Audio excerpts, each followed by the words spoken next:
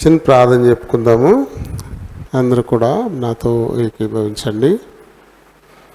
ప్రేమ కలిగిన మా ప్రియ పరలోకపు తండ్రి, కృపా సత్య సంపూర్ణుడు అయిన మా దేవ, వందనాలు, స్తోత్రాలు.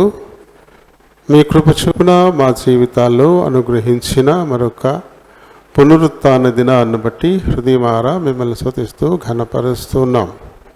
ఇంతవరకు పాడి స్తుతించాం, నీ లేఖనాల్ని ధ్యానించాలని ఆశపడుతున్నాం. మా వినికిడిలోనికి తేబడిన లేఖన భాగాలను బట్టి స్తుతిస్తూ ఉన్నాను.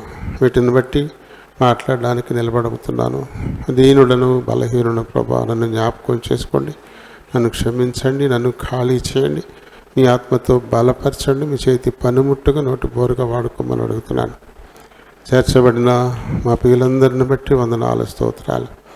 ఈ కొద్ది సమయం తమ హృదయాలు చెవులు నీ పరలోకపు గవిని వైపు కేంద్రీకరించేలాగున సహాయం చేయండి.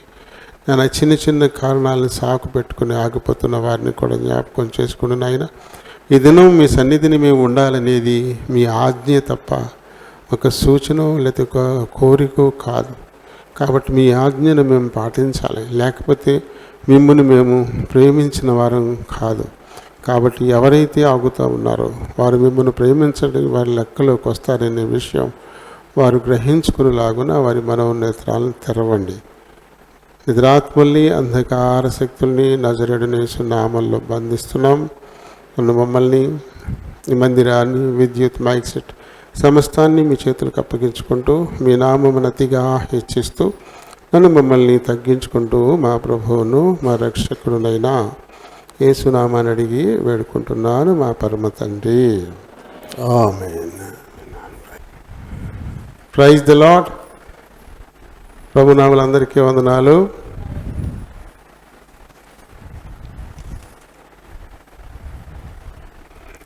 మనం చిన్న పాట, మూడో పాట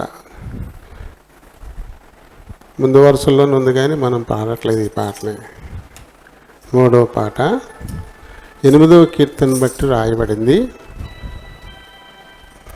యెహోవా మా ప్రభువా, భూమి ఆకాశంలో మహిమ గల నీ నామము గొప్పది అని కీర్తన పాడదాము.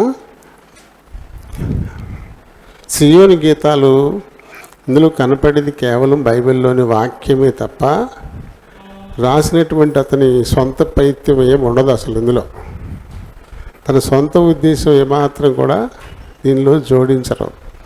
వాక్యం ఏది ఉందో అది మాత్రమే ఇందులోకి వస్తుంది. 8వ కీర్తన మీరు చూసుకోండి మీ బైబిల్లో, అందులో ఉండే వచనాలే ఈ కీర్తనలోకి వస్తాయి. పైన రాశారు చూసి, ప్రతి కీర్తనకి పైన ఏ కీర్తనతో రాయబడిందో ఉంటుంది. ఈ పాటని ఆ కీర్తనని దగ్గర పెట్టుకుని చూసుకుంటే మీరు కేవలం బైబిల్లో ఉన్న వాక్యం మాత్రమే ఓ పాటగా మనకి వస్తుంది. ఇందాక మనం చదువుకున్నాం, పునాది ఒకటే పునాది. ఎవరు కట్టినా ఆ పునాది మీదే కట్టాలి. ఆ పునాది ఎవరంటే దేవుడే, క్రీస్తే అని ఏది చెప్పాడో అదే పునాది కావాలి కదా. కాబట్టి మన కీర్తనలకు కూడా అదే పునాది. అంతేగాని మన సొంత కవిత్వాలు పెట్టకూడదు. కొన్ని పాటలు చూస్తూ ఉంటే సినిమా పాటల్లాగా, హీరోయిన్ల మధ్య ఉండేటువంటి పాటల్లాగా ఉంటా ఉన్నాయి కదా. చాలా దౌర్భాగ్యం. అవి మందిరంలో పాడుకోవడానికి అస్సలు పనికొచ్చే పాటలే కాదు. దేవుని స్తుతించడానికి అస్సలు పనికి రావు. మన సొంత పైత్యాన్ని కనపరుచుకోవడానికి మట్టుకే నేను ఇంత బాగా పాడగలను, లేదా ఇంత సంగీతం చేయగలను, ఎంతగా రాయగలను అనుకుంటూ చేసుకుంటున్నారు. కానీ అది మరి దేవుని మీద ఆనుకుని చేసింది కాదు. చలో ఈ పాట పాడదాము. తర్వాత మీరు చదువుకోండి, 8వ కీర్తన చదవండి. ఈ పాటలో ఏముందో అదే ఉంటుంది అందులో.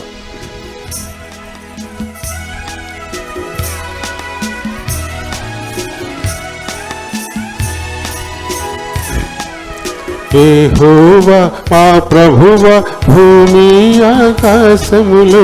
యెహోవా మా ప్రభువా, భూమి ఆకాశములు. మహిమా గల నీ నామము గొప్పది, మహిమా గల నీ నామము గొప్పది, మహిమా గల నీ నామము గొప్పది, మహిమా గల నీ నామము గొప్పది. పగ తెచ్చుకును శత్రువును మంటివేయ బాలురా స్తుతి స్తోత్రములతో పగ తెచ్చుకును శత్రువును మంటివేయ బాలురా స్తుతి స్తోత్రములతో స్థాపించితివి నీవొక దుర్గము నీరాగునట్లు ఆశ్రయ దుర్గము స్థాపించితివి నీవొక దుర్గము నీరాగునట్లు ఆశ్రయ దుర్గము యెహోవా మా ప్రభువా భూమి ఆకాశములు యెహోవా మా ప్రభువా భూమి ఆకాశములు మహిమగల నీ నామము గొప్పది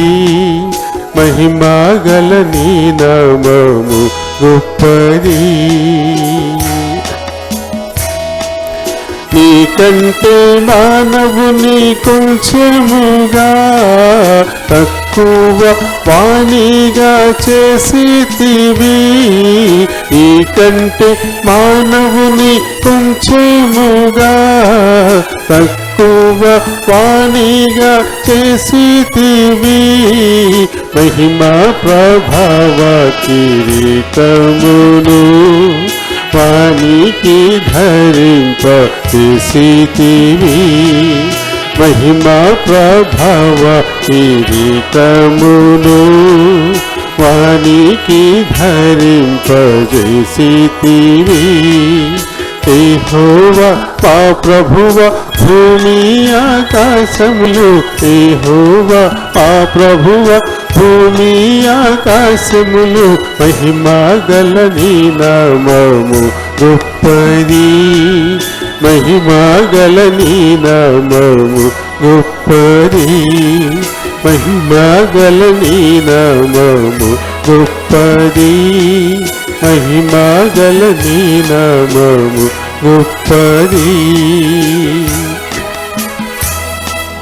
నీ నామము మా ప్రభువా యెహోవా ఎంతో ఘనత ప్రభావము గలది నీ నామము మా ప్రభువా యెహోవా ఎంతో ఘనత ప్రభావము గలది ఆ నామమును బట్టి మాకిచ్చితివి ఈ రూపమును మాకు హల్లెలూయా ఆ నామమును బట్టి మాకిచ్చితివి ఈ రూపమును మాకు హల్లెలూయా యెహోవా మా ప్రభువా భూమి ఆకాశములు యెహోవా మా ప్రభువా భూమి ఆకాశములు మహిమగల నీ నామము గొప్పది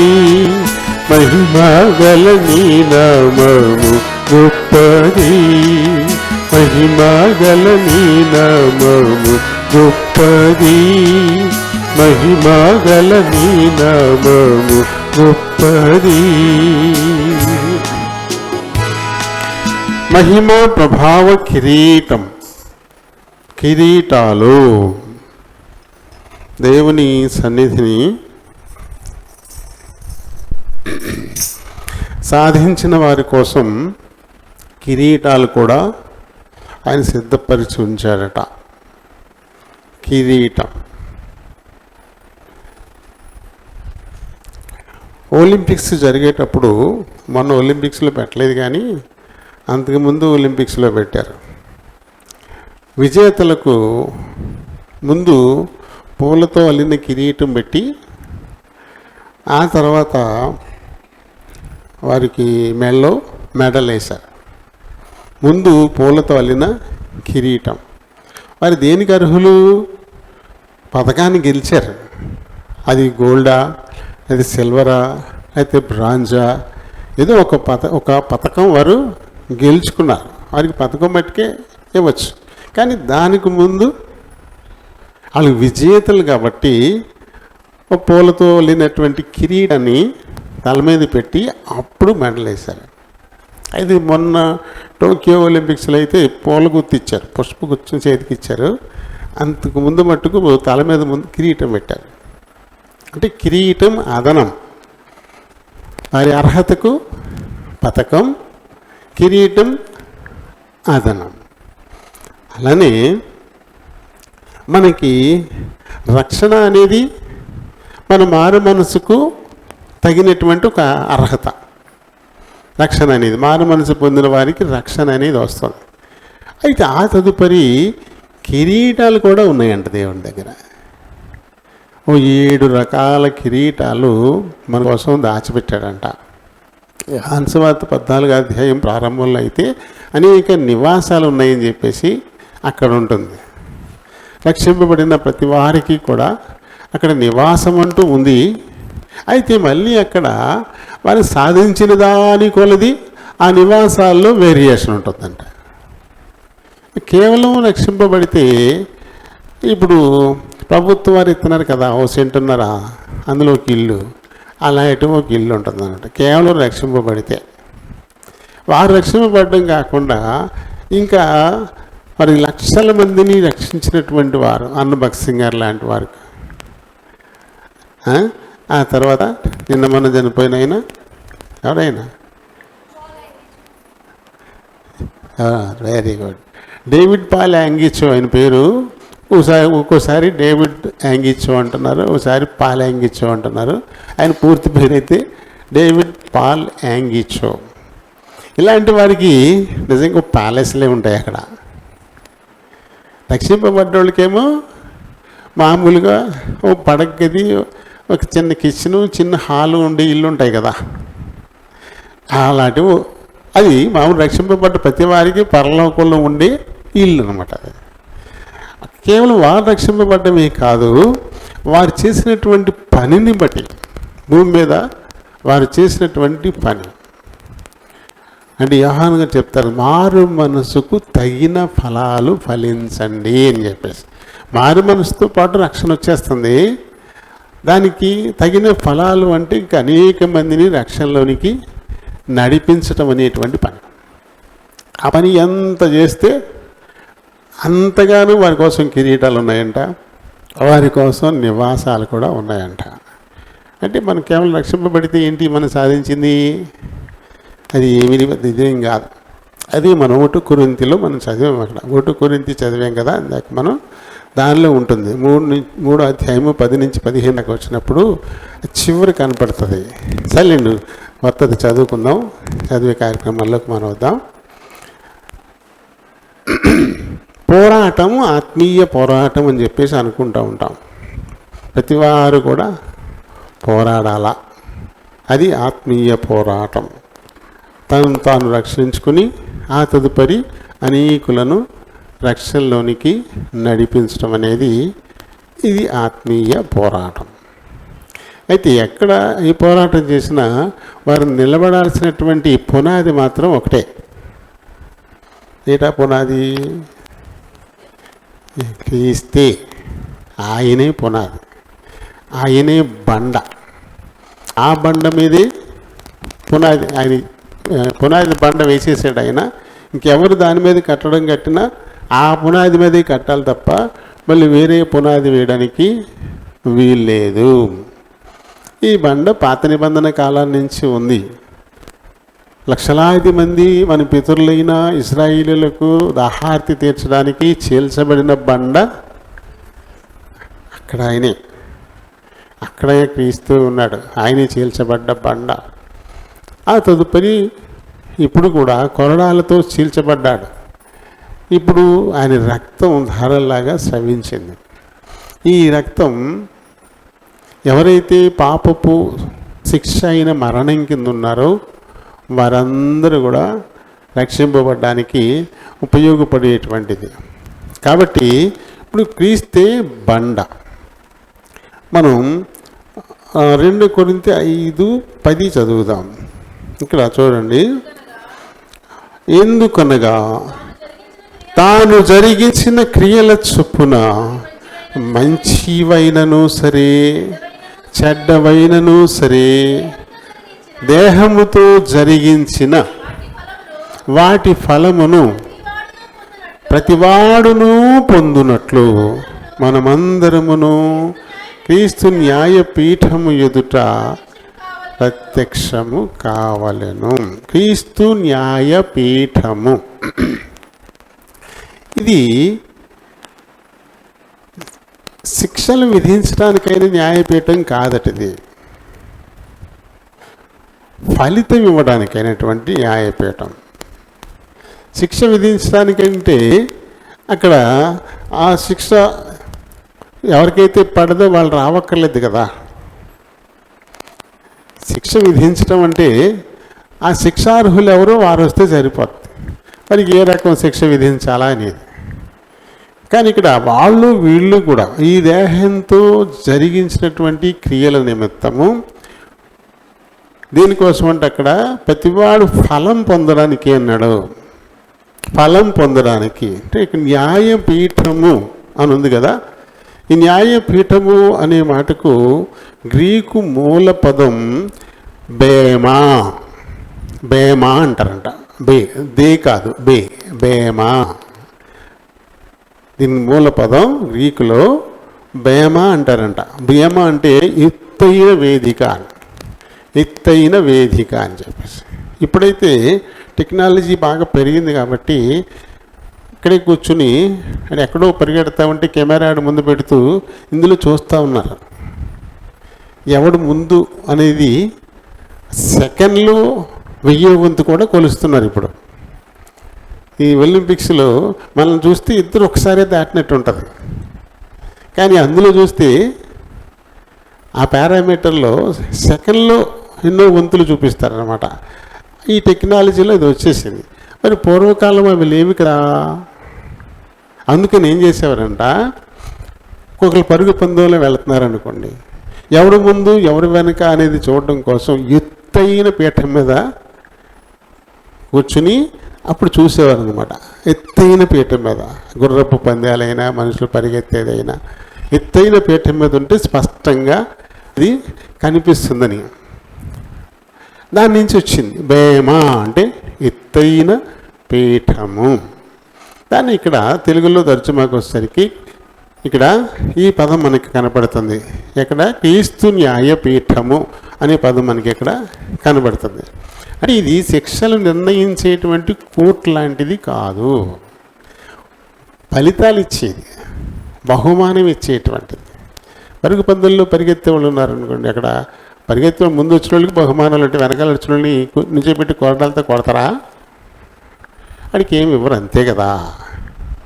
ముందు వచ్చినోడికి బహుమానం ఉంటుంది, రాలేనోడికి ఏమి ఉండదు, అంతే.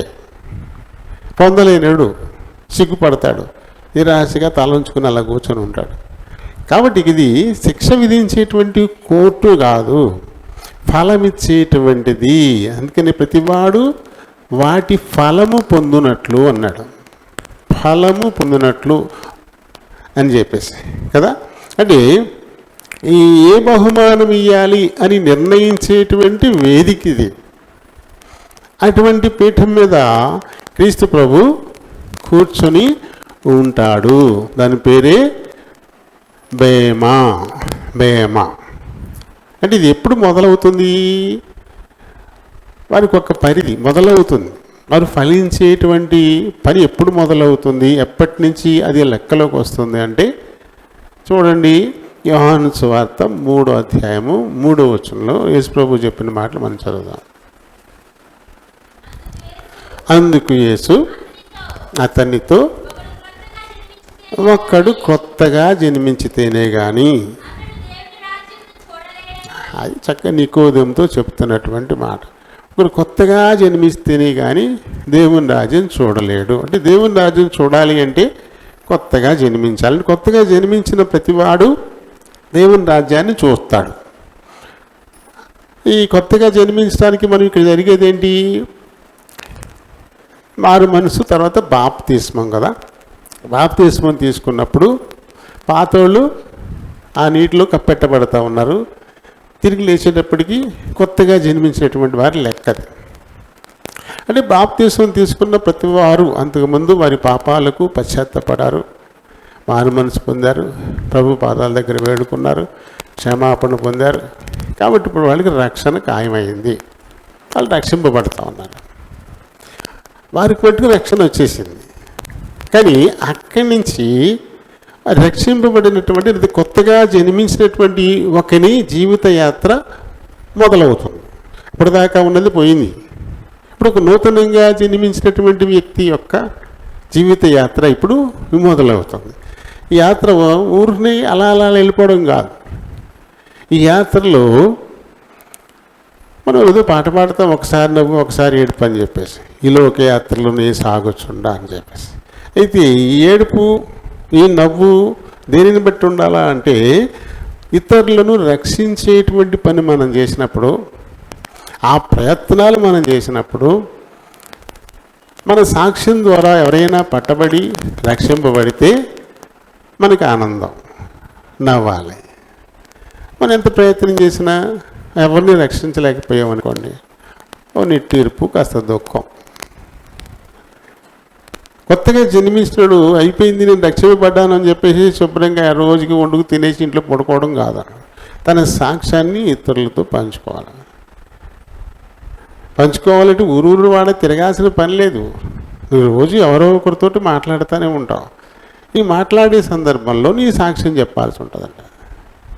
అలా చెప్పడం ద్వారా అవతలను కూడా రక్షింపబడితే నువ్వు ఫలించటం మొదలుపెట్టినట్లు లెక్క. ఫలించకపోతే వాళ్ళకి ఏ బహుమానం ఉండదు. దానికోసమైనటువంటి లెక్క అన్నమాట ఇది కదా. అంటే మన పని అంతా కూడా మరి గడ్డిలాగా చెత్తలాగా బూడిదైపోయిందనుకోండి, ఇప్పుడేమవుతుంది? ప్రతిఫలం స్వల్పమైనది. కేవలం మన మట్టుకు మనమే రక్షింపబడతాం. అది నేను కొద్దిగా ఉండొచ్చు, అసలు ఏం ఉండకపోవచ్చు. అయితే ఈ పునాది యేసు ప్రభువే. ఆ పునాది మీద మరి కొద్ది విలువైనటువంటివి, ఉత్తునే కాలిపోనటువంటివి. ఇప్పుడు ఏవి కాలిపోతాయి? కర్ర కాలిపోద్ది, గడ్డి కాలిపోద్ది, కొయ్యకాలు కాలిపోద్ది, అవి బూడిదగా మిగిలిపోతాయి. అవి కాకుండా ఒకళ్ళు బంగారము, వెండి, వెలగల రాళ్ళు ఇలాంటివి పెట్టి కట్టామనుకోండి, అది కాలిపోద్దా? అది కాదు, అది నిలబడుతుంది. కాబట్టి ఎవరి పని కనబడుతుందో నిలబడుతుందో వారికి బహుమానాలు ఉంటాయి. అది మనం చదివింది 1 కొరింథీ 3:10 నుంచి ఉన్న మాటలు మనం అక్కడ చదివాం కదా. 3:10 నుంచి చూస్తాం. దేవుడు నాకు అనుగ్రహించిన కృప చొప్పున నేను నేర్పరి అయిన శిల్పకారుని వలె పునాది వేసి తిని, మరి ఒకడు దాని మీద కట్టుచున్నాడు. ప్రతివాడు దాని మీద ఎలాగూ కట్టుచున్నాడు జాగ్రత్తగా చూసుకోవాలంట. ఈ కట్టేవాడు ప్రతివాడు కూడా ఎలా కడుతున్నాడో ఆ విషయాన్ని జాగ్రత్తగా చూసుకోవాలి కదా. వేయబడినది తప్ప మరి ఒక పునాది ఎవడును వేయనేరడు. ఇప్పుడు విశ్వాసి తను రక్షింపబడ్డాను, ప్రభు దేహంలో రక్తంలో పాలు పంపులు పొందుతున్నాను, నేను ప్రభువును చూస్తాను, ఆయన వచ్చినప్పుడు సంతోషంగా ఆయన ఎదుర్కొంటాను అనుకోవడం వరకు ఓకే. అయితే దానితో పాటుగా యేసు ప్రభు చెప్పాడు కదా, అబద్ధ బోధకులు ప్రతి ఆత్మను నమ్మొద్దు అంటూ కొన్ని హెచ్చరికలు ఇచ్చారు ఆయన. ఎందుకు అలాంటి హెచ్చరికలు ఇవ్వాల్సి వచ్చింది? వేయబడిన పునాది అయిన క్రీస్తు మీద కాకుండా వేరే పునాదులు వేస్తూ ఉన్నారు మనుషులు, సొంత పునాదులు. మరి సొంత పైత్యంతో కొత్త లేకపోతే సహవాసాల, లేకపోతే మిషన్ల, లేకపోతే ఒక ఆరాధన క్రమాల ఏర్పాటు చేస్తూ ఉన్నారు. అది క్రీస్తు మీద కట్టబడేటువంటిది కాదు, అది వారి స్వంత పునాది. కాబట్టి అవి అసలు లెక్కలోకే రావు, పరీక్షింపబడ్డానికే రావు. అసలు వేటిని పరీక్షిస్తారు? పునాది ఒక్కటే అని చెప్పేసి మనం చూస్తున్నాం కదా. వేయబడిన వేయబడినది తప్ప మరి యొక్క పునాది ఎవడునూ వేయకూడదు, నేరడు. ఈ పునాది యేసుక్రీస్తే. ఆయన ఆనుకోవడం అంటే ఏంటి? ఆయన ఏదైతే బోధించాడో ఆ బోధనల ప్రకారం కాబట్టి హెబ్రోను దేని మీద కట్టబడింది? క్రీస్తు అనే పునాది మీదే కట్టబడింది. క్రీస్తు ఏదైతే నేర్పాడో, ఏదైతే బోధించాడో, ఏదైతే ఆచరించి చూపించాడో వాటి మీద మాత్రమే ఆధారపడి నిర్మించబడినటువంటి సంఘం ఇది, ఈ సంఘం కదా.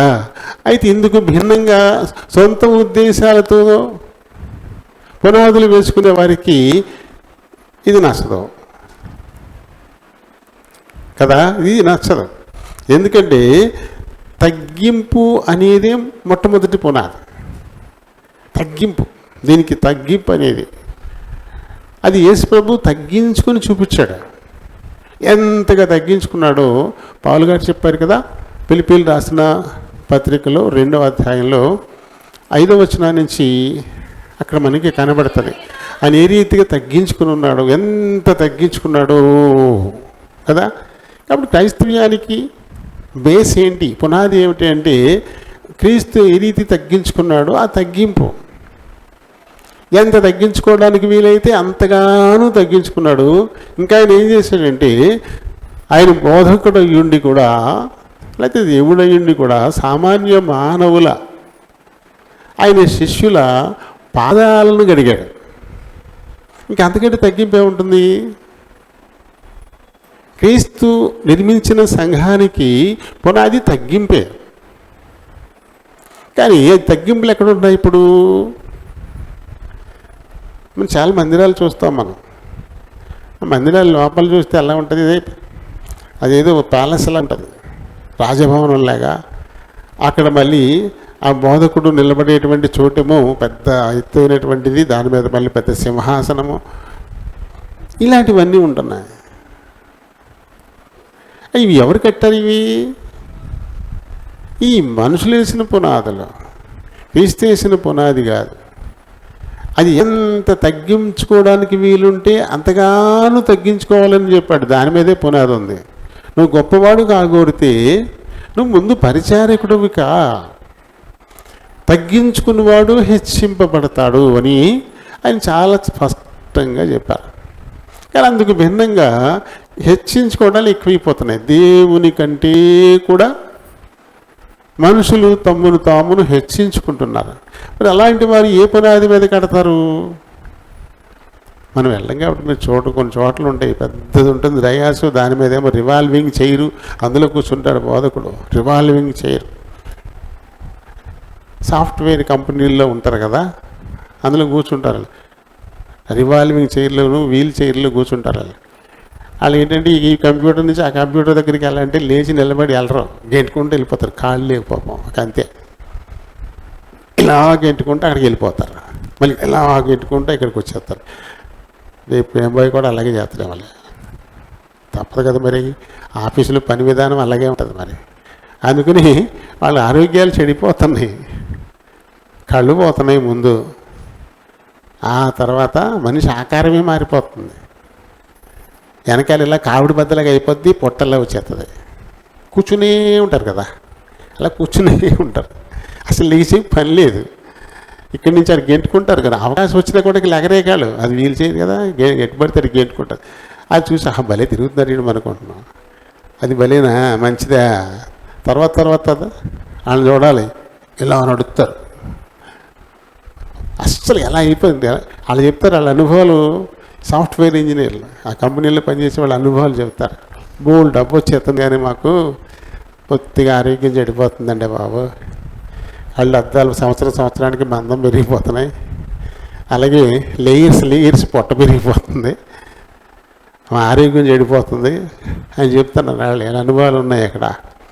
అది వీళ్ళకే వచ్చింది ఇప్పుడు. ఎవరికి? ఈ బోధకులకు కూడా వచ్చింది, ఈ పాస్టర్లకి బిషప్లకు కూడా ఈ రోగం వచ్చింది.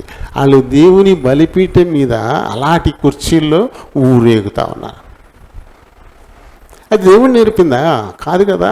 అది మనుషులు కల్పించినటువంటిది, వాళ్ళు కల్పించుకున్నారు. అది ఏమంటే అప్డేట్ అవ్వాలండి, మనం అప్డేట్ అవ్వాలి. అప్పుడు అంటూ లేవు, మరి ఇప్పుడు మనం అప్డేట్ అవ్వాలి. మనం ఎంతవరకు అప్డేట్ అయినా వాక్యానుసారమే అప్డేట్ అవ్వాలంతే. వాక్యానికి అనుగుణంగా మనం అప్డేట్ అవ్వాలి తప్ప దీన్ని దాటుకుని కాదు. దీన్ని దాటుకుని ఏది చేసినా సరే అది సొంతం, దేవుడిచ్చినటువంటి ప్లాన్ కాదు. అన్న భక్త్ సింగ్ గారిని దేవుడు పరీక్షించాడు. నేను ఈ సేవకు వచ్చేస్తాను, ఉద్యోగం వద్దు, ఏమొద్దు, 2 ఇంజనీరింగ్ పట్టాలు ఉన్నాయి ఆయనకి, 2 ఇంజనీరింగ్లు పట్టాలు ఉన్నాయి. అగ్రికల్చరల్ ఇంజనీర్ అలా మెకానికల్ ఇంజనీరింగ్ ఉన్నాయి ఆయనకి. అయినా సరే నేను ఉద్యోగం చేయను, పూర్తిగా నేను ఈ సేవ చేస్తాను అని అంటే వద్దు అన్నాడు దేవుడు. నీ పనులు చేసుకుంటే సేవ చేయి, పూర్తి సాగిస్తే వద్దు అన్నాడంట. అలా మళ్ళీ కొంతకాలం కనిపెట్టాక మళ్ళీ దేవుడిని అడిగాడంట, లేదు నేను పూర్తి సేవకు వచ్చేస్తాను, నీకే పని చేయను నేను అంటే. అయితే 3 కండిషన్లు, వాటికి నువ్వు ఓకే అంటే నేను ఓకే చెప్తాను అన్నాడు దేవుడు. చెప్పండి ఏంటన్నా అంటే, ఏంటంటే నీ పేరు మీద ఈ సంఘం ఉండకూడదు, నీ పేరు మీద. ఇప్పుడు భక్త్ సింగ్ గారి సహవాసం, ఆయన అనుసరించినటువంటి సహవాసమే తప్ప ఆయన సంఘం కాదు. సొంతంగా ఏది పెట్టడానికి వీల్లేదు. ఇది ఏముందో ఆ ప్రకారమే. నీ సహవాసానికి పునాది ఇదే కావాలి, ఇలా అయితేనే నువ్వు నా సేవకు రా అన్నా అంటన్నా. అలాగే వస్తాను. ఆ తర్వాత పూర్తిగా నువ్వు నా మీదే డిపెండ్ కావాలా. ఏ విషయము మనుషుల మీద ఆధారపడకూడదు. నీకు ఏది అవసరం వచ్చినా మనుషులతో అసలు చెప్పకూడదు.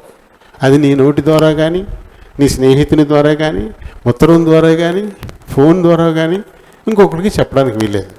నువ్వు నాకే చెప్పాలి. అలా అయితే రా అన్నా అంట. నీ కుటుంబాన్ని, నీ భార్య బిడ్డల్ని వదిలేయాలి, ఇంక మళ్ళీ తిరిగి నువ్వు అక్కడికి పోకూడదు. అలా అయితే రా అన్నా అంట. కాబట్టి క్రీస్తు స్థాపించిన సంఘానికి బేస్ ఇది. ఈ 3 ఉండాల. వారి పేరున ఏ సాహసం ఉండకూడదు, వారు దేనికి మనుషుల మీద ఆధారపడకూడదు, అలాగే వారి కుటుంబంతో వారికి సంబంధమే ఉండకూడదు అని. ఇది బేస్. కానీ దీన్ని పక్కన పెట్టేసి పూర్తిగా మనుషులు తమ సొంత బేస్లు వేసుకుంటున్నారు, పునాదులు వేసుకుంటూ ఉన్నారు. అది ఇక్కడ ఏం చెప్పబడింది, వాక్యం ఏం చెప్తుంది? ఏదైతే పునాది వేయబడిందో కదే పునాది, మరొక పునాది వేయడానికి అసలు వీల్లేదు. ఎవడైనా ఈ పునాది మీద, అంటే క్రీస్తు అనేటువంటి ఈ పునాది మీద బంగారము, వెండి, వెలగల రాళ్ళు, కర్ర, గడ్డి, కొయ్యకాలు మొదలైన వాటితో కట్టిన ఎడల, అంటే కొంతమంది బంగారంతో కడతారు, కొంతమంది వెండితో కడతారు, కొంతమంది వెలగల రాళ్ళతో కడతారు, కొంతమంది కర్రతో కడతారు, కొంతమంది గడ్డితో కడతారు, కొంతమంది కొయ్యకాలతో కడతారు. ఇలా రకరకాలైన కట్టడాలు. అయితే ఇందులో ఏది నిలబడుతుంది అని తేల్చేది అగ్ని. మన దేవుడు అగ్ని అయి ఉన్నాడు కదా, ఆయనే ఏది నిలబడుతుందా తేల్చేది. ఇప్పుడు వీటిని కాలిస్తే ఏమి నిలబడతాయి?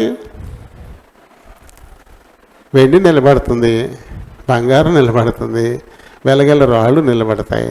ఆ తర్వాత కర్ర కాలిపోద్ది, గడ్డి కాలిపోద్ది, కొయ్యకాలు కాలిపోద్ది, ఇవన్నీ బూడిదైపోయే పరిస్థితులు కదా. కాబట్టి మనం కడుతున్నటువంటి కట్టడం వెండి బంగారం లాంటివి వెలగల లోహాల రాళ్లతోనా, లేకపోతే కర్ర లేదా గడ్డి కొయ్యకాలు వీటితో మనం కడుతున్నామా అనేది తేల్చి ఫలితం ఇవ్వడానికి క్రీస్తు ఇప్పుడు అబ్బేమా అనే ఎత్తైనటువంటి స్థానంలో కూర్చుంటాడంట. అంటే ఇది పరలోకం పాతాళం నిర్ణయించేటువంటి స్థానం కాదు, బహుమానాలు ఇచ్చే స్థానం. వారు చేసిన పనిని బట్టి వారికి ఫలితం ఇచ్చేటువంటి స్థానం అని చెప్పేసి దీన్ని మనం గుర్తించాలన్నమాట. ఇప్పుడు మరి రక్షణ క్రైస్తవులకు అందే బహుమానాలు 2 వేరువేరు. రక్షణ అలాగే క్రైస్తవులకు అందే బహుమానాలు రెండింటికి తేడా ఉంది. కొంతమంది కేవలం రక్షణ పొందుతారు అంతే, కొంతమంది రక్షణతో పాటు బహుమానాలు. ఎందుకంటే రక్షణ అనేది అది మన వల్ల అయ్యింది కాదు కదా. రక్షణ మనమేమీ తెచ్చుకోవట్లేదు, దానికోసం మనం కష్టపడింది లేదు. అది కేవలం ఫ్రీ, ఉచితం. ప్రతి వారికి కూడా రక్షణ అనేది ఉచితంగా ఇవ్వబడుతుంది కదా. ఎఫెసీయులకు రాసిన పత్రిక 2వ అధ్యాయము 8, 9 వచనాలు చూద్దాం. మీరు విశ్వాసం ద్వారా కృపచేతనే రక్షింపబడి ఉన్నారు. ఇది మీ సొంతంగా మీరేదో సంపాదించుకున్నది కాదు, ఇది దేవుని వరం. అది మీ చేసిన పనులను బట్టి కలిగింది కాదు. కాబట్టి ఎవరు అతిశయించడానికి వీలు లేదు. ఇప్పుడు అర్థమైంది కదా. ఇప్పుడు ఆయన ఎత్తైన ప్రదేశంలో నిలబడి ఎందుకున్నాడు, ఎందుకు కూర్చొని ఉన్నాడు అక్కడ? రక్షణ ఇవ్వడానికి కాదు, శిక్ష ఇవ్వడానికి కాదు. రక్షణ అనేది ఫ్రీగా వచ్చేసింది, ఊరికనే వచ్చేసింది రక్షణ అనేది. అది క్రీస్తు ప్రభు మనకి ఉచితంగా మనల్ని ప్రేమించి మనకి ఇచ్చిందే తప్ప ఆ రక్షణ పొందడానికి మనం ఏమేమో క్రియలు ఏమీ చేసింది ఏమీ కాదు. యోహాను సువార్తలో మరి 1వ అధ్యాయం 12వ వచనంలో యేసుని అందరు అంగీకరించిరు అనగా యేసునామం ముందు ఎవరు విశ్వాసం ఉంచారో వారందరూ దేవుని పిల్లలు అయిపోతారు. వాళ్ళు దానికోసం కష్టపడాల్సింది ఏమీ లేదు, వాళ్ళు శ్రమించాల్సింది ఏమీ లేదు. క్రీస్తు నా కోసమే ఈ లోకానికి వచ్చాడు. ఆయన దేవుని కుమారుడు. పాపినైన నన్ను రక్షించడానికి, లేకపోతే నా మీద ఉన్నటువంటి మరణ శిక్షను తొలగించడానికి, నా స్థానంలో చనిపోవడానికి ఆయన వచ్చాడు. అది ఒప్పుకోవాలంట. అలా ఒప్పుకుంటే దాని మీద విశ్వాసం ఉంచితే చాలంట. ఆటోమేటిక్గా వాళ్ళు ఏమైపోతారు? రక్షింపబడిన వారిలోకి వెళ్ళిపోతారు. అంటే దేవుని పిల్లల లెక్కలోకి వెళ్ళిపోతారు. దానికోసం వాళ్ళు ఏదో చేయాల్సిన పని అయితే ఏమీ లేదు. కాబట్టి రక్షణ ఉచితం, ఫ్రీ కదా. మరి యేసుప్రభు చేసినటువంటి దానిని బట్టి కదా. మత్తయి సువార్త 26వ అధ్యాయము 28వ వచనం చదవండి. మత్తయి సువార్త 26, 28.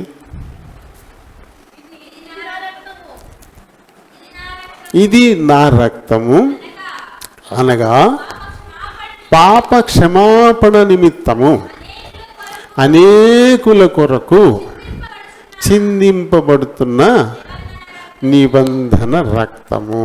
అది యేసు ప్రభువు చెప్పాడు. అనేకులకు పాప క్షమాపణ ఇవ్వడం కోసం చిందింపబడిన నా రక్తం ఇది. నేను ఎందుకు రక్తాన్ని చిందిస్తున్నాను అంటే, ఎవరు అంగీకరిస్తారో వారందరి పాపాలకు ప్రక్షాళన జరుగుతోంది. ఒప్పుకునేవారు, అంగీకరించేవారు, విశ్వసించే వారందరికీ విడుదలనిచ్చేటువంటిది ఇది అని చెప్పాడు. తర్వాత 1 కొరింథీలోని ఇప్పుడు 15:3, 1 కొరింథీ 15:3.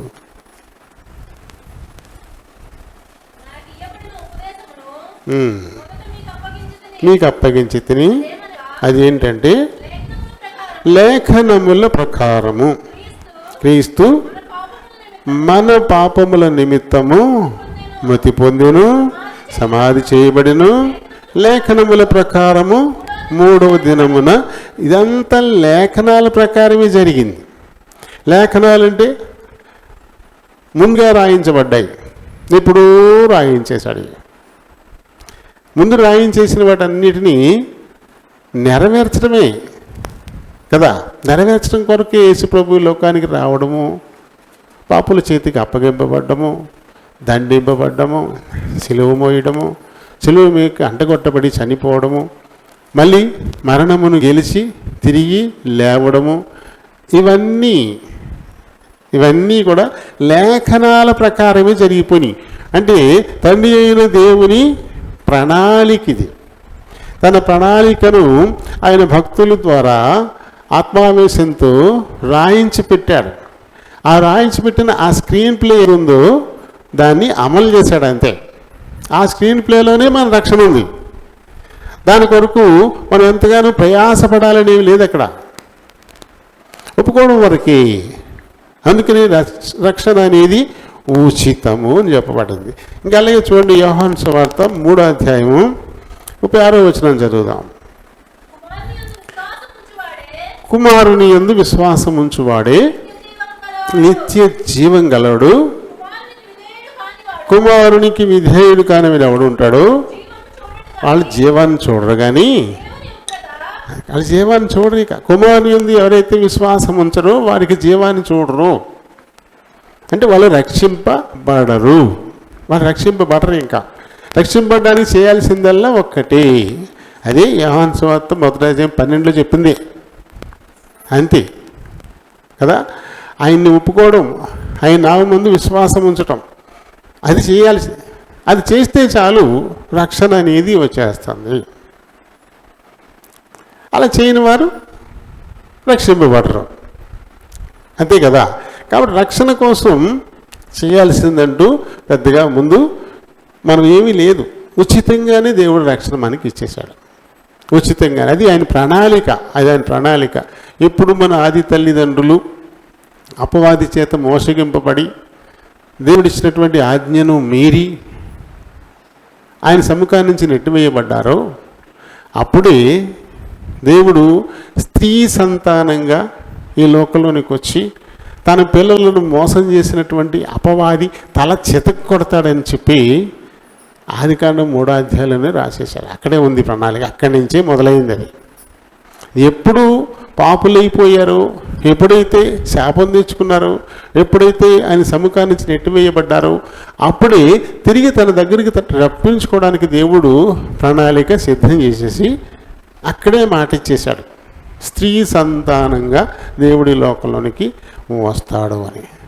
స్త్రీ సంతానంగా క్రీస్తు లోకంలోనికి రావడం అనేది జరిగింది కదా.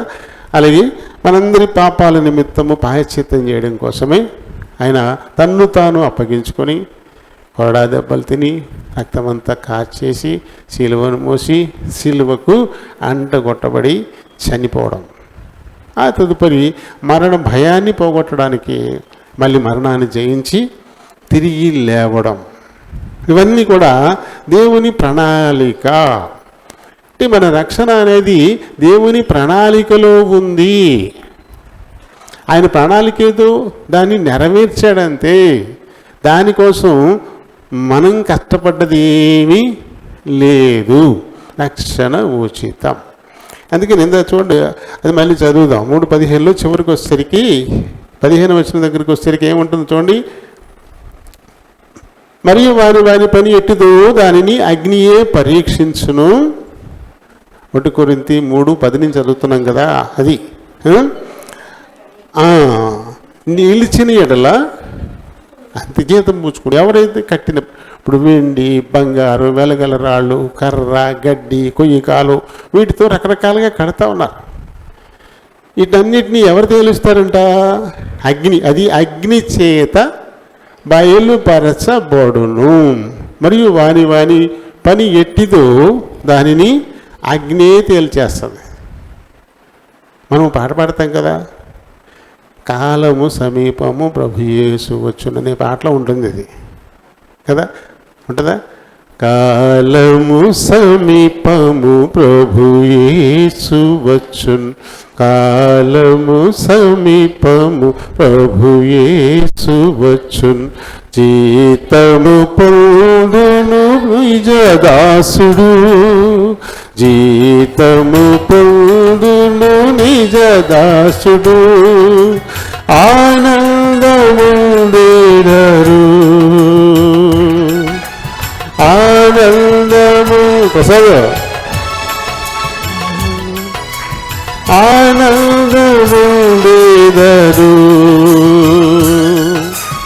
ఆనందముందేరరు,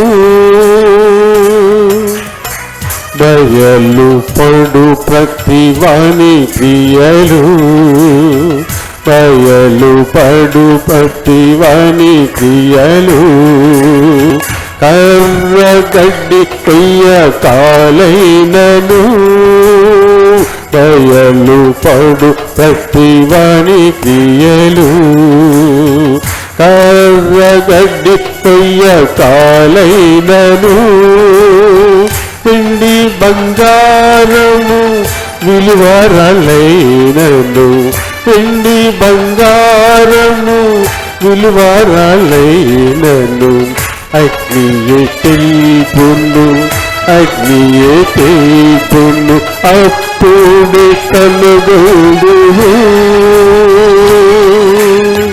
వెండి బంగారము విలువరాలైనను అగ్నియే తెలుపును, అగ్నియే తెలుపును, అప్పుడు కనుగొందువు. కాలము సమీపము యేసు వచ్చును, కాలము సమీపము ప్రభు యేసు వచ్చును.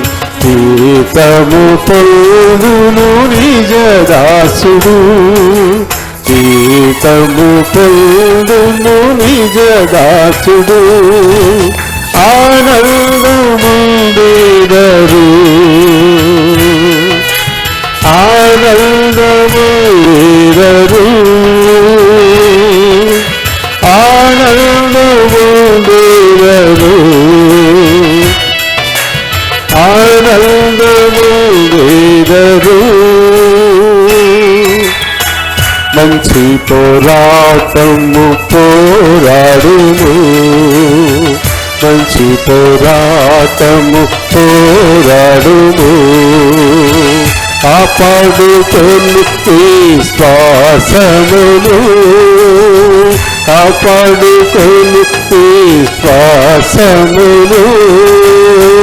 తన ప్రత్యక్షత నాపేక్షించుము, తన ప్రత్యక్షత నాపేక్షించుము. నీతి కిరీటము, నీతి కిరీటము నీకివ్వబడును. తన ప్రత్యక్షత నాపేక్షించుము. నీతి కిరీటము, నీతి కిరీటము నీకివ్వబడును.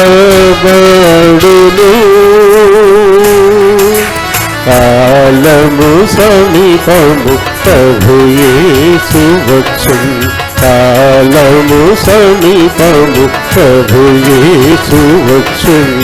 జీతము పొందును నిజ దాసుడు, జీతము పొందును నిజ దాసుడు. ఆనందముందెదరు, ఆనందముందెదరు, ఆనందముందెదరు, ఆనందముందెదరు.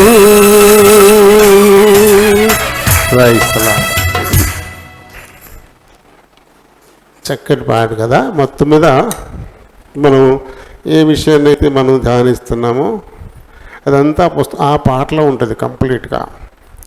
అంటే బహుమానాలు ఇప్పుడు మనం సంపాదించుకోవాలా. ఆయన ఎత్తైనటువంటి పీఠం మీద కూర్చుని మనకి ఏం బహుమానం ఇవ్వాలా అని చెప్పేసి మనం పనితీరును పరీక్షిస్తూ ఉన్నాడు. మనందరం ఎక్కడున్నాం? పరుగు పందెంలో ఉన్నాం కదా. హెబ్రీయులకు రాసిన పత్రిక 12వ అధ్యాయము మొదటి వచనాన్ని చదవండి. ఇంత గొప్ప మనం పరిగెత్తడానికి ఉన్నటువంటి ఆశ, హోప్ ఏంటంటే ఆ మొదటి వచనం. మనం ఎందుకు పరిగెత్తాలా, ఎందుకు పరిగెత్తాలంటే పరిగెత్తడానికి ఉన్న హోప్ అది. ఇంత గొప్ప సాక్షి సమూహం అంటే 11వ అధ్యాయం అంతా చెప్పాడు. విశ్వాస వీరుల అధ్యాయం ఏదన్నా ఉందంటే బైబిల్లో అది హెబ్రీ 11వ అధ్యాయం. హెబ్రీ 11వ అధ్యాయంలో అబ్రహాము దగ్గర నుంచి మొదలెట్టి మొత్తం అందరినీ ఎదురు విశ్వాస వీరులందరినీ రాసుకొచ్చేసాడు ఆయన. వీళ్ళందరూ మన చుట్టూ ఉన్నారు సాక్షులు, మన చుట్టూ ఉన్నారు సాక్షులు. ఒక సమూహంగా ఉన్నారు. ఇంత గొప్ప సాక్షి సమూహము మేఘము మలి మనల్ని ఆవరించి ఉండగా మనము కూడా ప్రతి భారమును, ఎందుకు మనం కూడా అంటే ఆ విశ్వాస వీరులు ఏం చేశారు? అలాగే చేశారు. ప్రతి భారాన్ని దేవుడి మీద వేసేశారు. అలాగే సులువుగా చిక్కులు పెట్టు ప్రతి పాపాన్ని వదిలేశారు. అందుకే సాక్షులు మన చుట్టూ వాళ్ళు ఉన్నారు. వాళ్ళు చూస్తూ ఉన్నాం, వాళ్ళ గురించి నేర్చుకుంటూ ఉన్నాం. వారిలాగానే మనము కూడా. అయితే ఈ పరిగెత్తేటప్పుడు ఎవరు చూడాలి? ఇప్పుడు బహుమానం ఇచ్చే ఆయన ఎత్తైన పీఠం భేమా మీద కూర్చుని ఉన్నాడు. ఆ భేమా మీద కూర్చుని ఈ పరిగెత్తే వాళ్ళు ఎవరు ముందు పరిగెత్తుకొస్తున్నారు అని చూడడానికి, ఎవరికి బహుమానం ఇవ్వాలని చూడడానికి ఆయన పైన ఉన్నాడు. కాబట్టి విశ్వాసమునకు కర్త, దాన్ని కొనసాగించేవాడు కూడా ఆయనే, అక్కడ కూర్చున్న ఆయనే మన విశ్వాసానికి కర్త. వినుట వల్ల విశ్వాసం కలుగుతుంది, అది యేసుక్రీస్తుని గురించి అని మనం బైబిల్లో చదువుతాం. కాబట్టి ఆ విశ్వాసానికి కర్త ఆయనే, ఆ విశ్వాసాన్ని మనలో కొనసాగించేవాడు కూడా ఆయనే. ఆయన వైపు చూస్తూ చదువు, మన ఎదుట ఉంది ఒక పరుగు పందెం. అంటే మనందరం కూడా పందెంలో ఉన్నాం, పరుగు పందెంలో ఉన్నాం. ఈ జీవిత యాత్ర ఇది ఒక పరుగు పందెం లాంటిది. ఈ పరుగు పందెంలో మనం ఉన్నాం కదా. అందుకని పౌలు గారు చెప్పాడు తర్వాత, నా పరుగు నేను తుదముట్టించాను అని చెప్పారు. అలా ప్రతి వారము కూడా మన పరుగును మనం తుదముట్టించాలి. అంటే అక్కడంటే అందరూ ఒకేసారి పరుగు పందెంలో ఉంటారు. మామూలు పరుగు పందెంలో ఒక 6గురినో లేకపోతే 8 మందినో లేకపోతే 10 మందినో వదులుతారు ఒకేసారి. కానీ ఇక్కడ పుట్టిన ప్రతివాడు పరుగు పందెంలోకి వస్తున్నాడు. అంటే కొంతమంది వారి పరుగు పందెం ముగించేస్తారు, కొంతమంది అప్పుడే మొదలెడతారు, కొంతమంది మధ్యలో ఉంటారు. అలాగా యుగ సమాప్తి వరకు ఈ పరుగు పందెం నడుస్తూనే ఉంటుంది. యుగ సమాప్తి వరకు ఈ పరుగు పందెం నడుస్తూనే ఉంటుంది కదా. అది అక్కడ 100 మీటర్స్, 200 మీటర్స్, 400 మీటర్స్, లేకపోతే 1K, 2K, 3K ఇలా ఉంటాయి అక్కడ అలా. కానీ ఇక్కడ అలా కాదు. ఇక్కడ మన ఆయుర్దాయమే. ఎన్నేళ్ళు మనం ఉంటామో అన్నేళ్ళు పరుగు పందెంలో మనం ఉన్నాం లెక్క. ఈ కాలంలో మనం ఏం చేశాం, దీన్ని బట్టి మనకు ఫలితాలు ఇవ్వడం అనేది జరుగుతాయి. ప్రతి వారం కూడా మరి బహుమానాలు సంపాదించుకోవడం కోసం మనం పరిగెత్తాలి. ఈ పరుగు అంటే ఆత్మల రక్షణలో పరుగు. మనల్ని మనం ముందు కాపాడుకుంటూ, మనం పడిపోకుండా మరొకరిని కాపాడుతూ ముందుకు పోయేటువంటి పందెం ఇది. అలాగే మన జీవిత కాలంలో ఎంతమందిని మనం రక్షింపగలిగితే అంత గొప్ప బహుమానాలు మనకి ఉంటాయి. అందుకే ఎన్ భగత్ సింగ్ గారు తన భార్య, పిల్లల్ని, కుటుంబాన్ని వదిలేసుకున్నాడు. ఆయన 2 డిగ్రీలు ఉన్నప్పటికీ, ఇంజనీరింగ్ డిగ్రీలు ఉన్నా సరే వాటి నుంచి అందులో వారేసాడు. వాటితో నాకు పని లేదు, నా భార్య బిడ్డలతో నాకు పని లేదు, నేను రక్షింపబడ్డాను, ఓ పరుగు పందెంలోకి వచ్చాను, నా జీవితయాత్ర ముగించే లోపల నేను ఎంతమందిని రక్షించగలిగితే అంతమందిని నేను రక్షించాలా. ఇంకా అదే పరుగు పందెం ఆయన. ఆ పరుగు పందెంలోనే దాదాపుగా ఆయన ఒక 60 ఏళ్ళు వెళ్ళినట్టున్నాడు ఆ పరుగు పందాల్లో. 60 సంవత్సరాల పాటు భారతదేశం అంతా ఆయన సహవాసాలు ఉన్నాయి, ఆయన అనుసరించే సహవాసాలు. ఆయన సంఘాలు కాదు, నాకు ఇన్ని సంఘాలు ఉన్నాయి, నాకు అన్ని సంఘాలని చెప్పుకోవడానికి ఆయన సంఘాలు కాదు, ఆయన క్రమాన్ని అనుసరించే వాళ్ళు అంతే. ఆయన క్రీస్తు క్రమాన్ని ఆయన అనుసరించాడు, ఆ క్రమాన్ని అనుసరించేటువంటి వాళ్ళం అంతే. భారతదేశం అంతా ఉన్నాయి. ఇంకా భారతదేశం కాదు, ప్రపంచంలో ఉన్న 7 ఖండాల్లో కూడా ఉన్నాయి. ప్రపంచంలో ఉన్న 7 ఖండాల్లో కూడా ఉన్నాయి. ఎక్కువ తక్కువ లెక్కిస్తే 30,000 సంఘాలు ఉన్నాయంట ఆయన ప్రకారం నడుచుకుని. 30,000 నెంబర్ 1 అంతే, ఇంకెవరు లేరు. అన్ని సంఘాలు స్థాపించిన వాళ్ళు ఎవరు లేరు. పాలాంగిచో సిఎల్లో పెద్ద సంఘం అయింది, పెద్ద చర్చే. ఒక ఆదివారం ఆరాధనకే 10 లక్షల మంది హాజరవుతారు. అందుకే ప్రపంచవ్యాప్తంగా ఆయన కట్టిన సంఘాలు అయితే లేవు, ఆ సహవాసాన్ని అనుసరించినవి అయితే లేవు. ఆయన గొప్ప సేవకుడే. కానీ ఇది ఒక రకం, అది ఒక రకం. అలానే హెబ్రోన్లో ఏమైనా లక్షల మంది ఏమి రారు ఆరాధనకి. కానీ ప్రపంచవ్యాప్తంగా 30,000 సంఘాలు ఆ క్రమాన్ని అనుసరించేవి. ఎవరి పని వాళ్ళదే. ఈ పని అయింది, ఆ పని అయింది. ఇద్దరు గొప్పవాళ్ళే, ఇద్దరు గొప్పవారు కదా. అయితే మరి ఈ బహుమానాలు సంపాదించుకోవడానికి మనం ఏం చేయాలి? పరుగు పందాలు. యేసుప్రభు చెప్పాడు ఆయన ఈ లోకంలో ఉన్నప్పుడు. మత్తయి సువార్త 16వ అధ్యాయం 17వ వచనం చదువుదాం. అందుకు యేసు, సీమోను బర్యోనా, నీవు ధన్యుడవు, పరలోకమందునున్న తండ్రి. 16, 27 17 27 చదువు. తన తండ్రి మహిమ గలవాడే తన దూతలతో కూడా రాబోతా ఉన్నాడు. అప్పుడు ఆయన ఎవని క్రియల చొప్పున వానికి ఫలమిచ్చు. ఫలితం శిక్ష విధించిన శిక్షలు కాదు ఇక్కడ. అది తీర్పు తీర్చడానికి రాలేదు ఈ లోకంలోనికి. ఆ తర్వాత వచ్చే తీర్పు తీసేదంతా తండ్రి చిత్త ప్రకారం జరుగుతాయి. ప్రస్తుతానికి మాత్రం ఆయన క్షమించడానికే వచ్చాడు, రక్షణ ఇవ్వడానికే వచ్చాడు. ఆయన మళ్ళీ తిరిగి వచ్చేటప్పుడు ఆయన దగ్గర ఫలాలు ఉంటాయంట. ఎవరి పని కదా, అది తగ్గటువంటి పని, దానికి తగినటువంటి ఫలం. అది కూడా మనం పాట పాడతాం కదా. ఆ పాట ఉంది కదా, ఏం పాటది? ఇదిగో నేను వచ్చుచున్నాను, త్వరగా వచ్చుచున్నాను. ఇదిగో నేను వచ్చుచున్నాను, త్వరగా వచ్చుచున్నాను. ఎవని క్రియలా ఫలితము వాని ఇయ్యవచ్చుచున్నాను.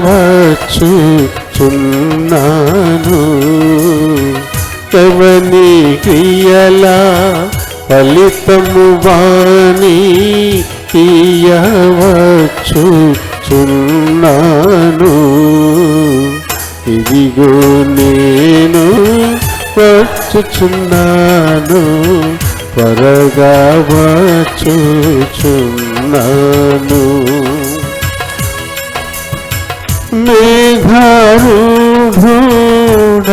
మేఘారూఢుడైనికముగా తిరిగి వచ్చుచున్నాను. మేఘారూఢుడైనికముగా తిరిగి వచ్చుచున్నాను. ప్రతి నేత్రము వీక్షించును, పరిశుద్ధులై ఉండుడి. ప్రతి నేత్రము వీక్షించును, పరిశుద్ధులై ఉండుడి. ఇదిగో నేను వచ్చుచున్నాను, త్వరగా వచ్చుచున్నాను. నేను త్వరగా వచ్చుచున్నాను. ఎవడు నీ కిరీటమును, నేను త్వరగా వచ్చుచున్నాను. ఎవడు నీ కిరీటమును అపహరింపూడునట్లు జాగ్రత్తగా చూసుకో. అపహరింపూడునట్లు జాగ్రత్తగా చూసుకో. ఇదిగో నేను వచ్చుచున్నాను, త్వరగా వచ్చుచున్నాను. ఎవని క్రియలా ఫలితము వాని ఇయ్యవచ్చుచున్నాను. ఎవని క్రియలా ఫలితము వాని ఇయ్యవచ్చుచున్నాను. ఇదిగో నేను వచ్చుచున్నాను, త్వరగా వచ్చుచున్నాను. నేను వచ్చినప్పుడు నేను బహుమానం తీసుకొస్తాను, ఇస్తాను.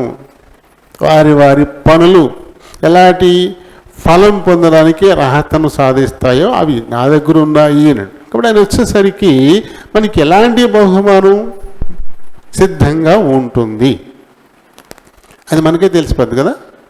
మనం చేసిన పనిని బట్టే కదా. మనం ఏం పని చేశాము. రక్షణను తీసి పక్కన పెట్టాలి. మనం మర్చిపోవాల్సినవి 2 ఉంటాయి. రక్షింపబడిన ప్రతి వారు రక్షణ అదే మనం సంపాదించుకున్నది ఏం కాదు, దేవుడు మనకి ఊరికనే ఇచ్చాడు. అది మనం గుర్తుపెట్టుకోవాలి, ఖచ్చితంగా గుర్తుపెట్టుకోవాలి. అయితే దీన్ని ఎవరు అపహరించకుండా మాత్రం జాగ్రత్త పడాలి. దేన్ని చూసి రక్షణ మనకి ఇచ్చాడు అది పోగొట్టుకోకుండా మాత్రం జాగ్రత్త పడాలి. కానీ పని చేయాలి ఫలితం కోసం, ఇంకా బహుమానాల కోసం పని మాత్రం మనం చేయాలి.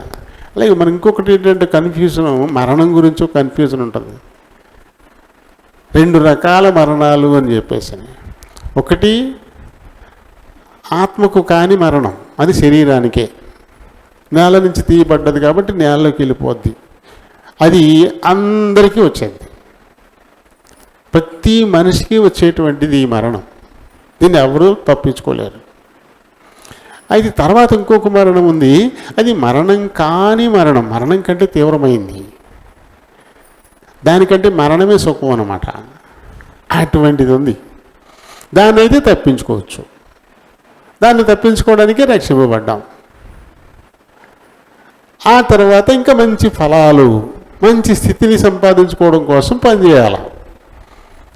మనం కలిగి ఉన్న రక్షణను కాపాడుకుంటూనే బహుమానం కోసం మళ్ళీ మనం పనిచేయాలి కదా. బహుమానాలు సంపాదించుకోవాలి మనం.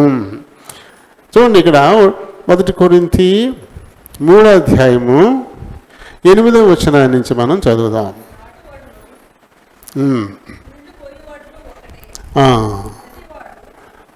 8 నుంచేనా? నాటువాడు నీళ్లు పోయేవాడు ఒకడే, ప్రతివాడు దాను చేసిన కష్టము కొలది జీతం పుచ్చుకుంటాడు. ఎవరు మొక్క నాటుతారు?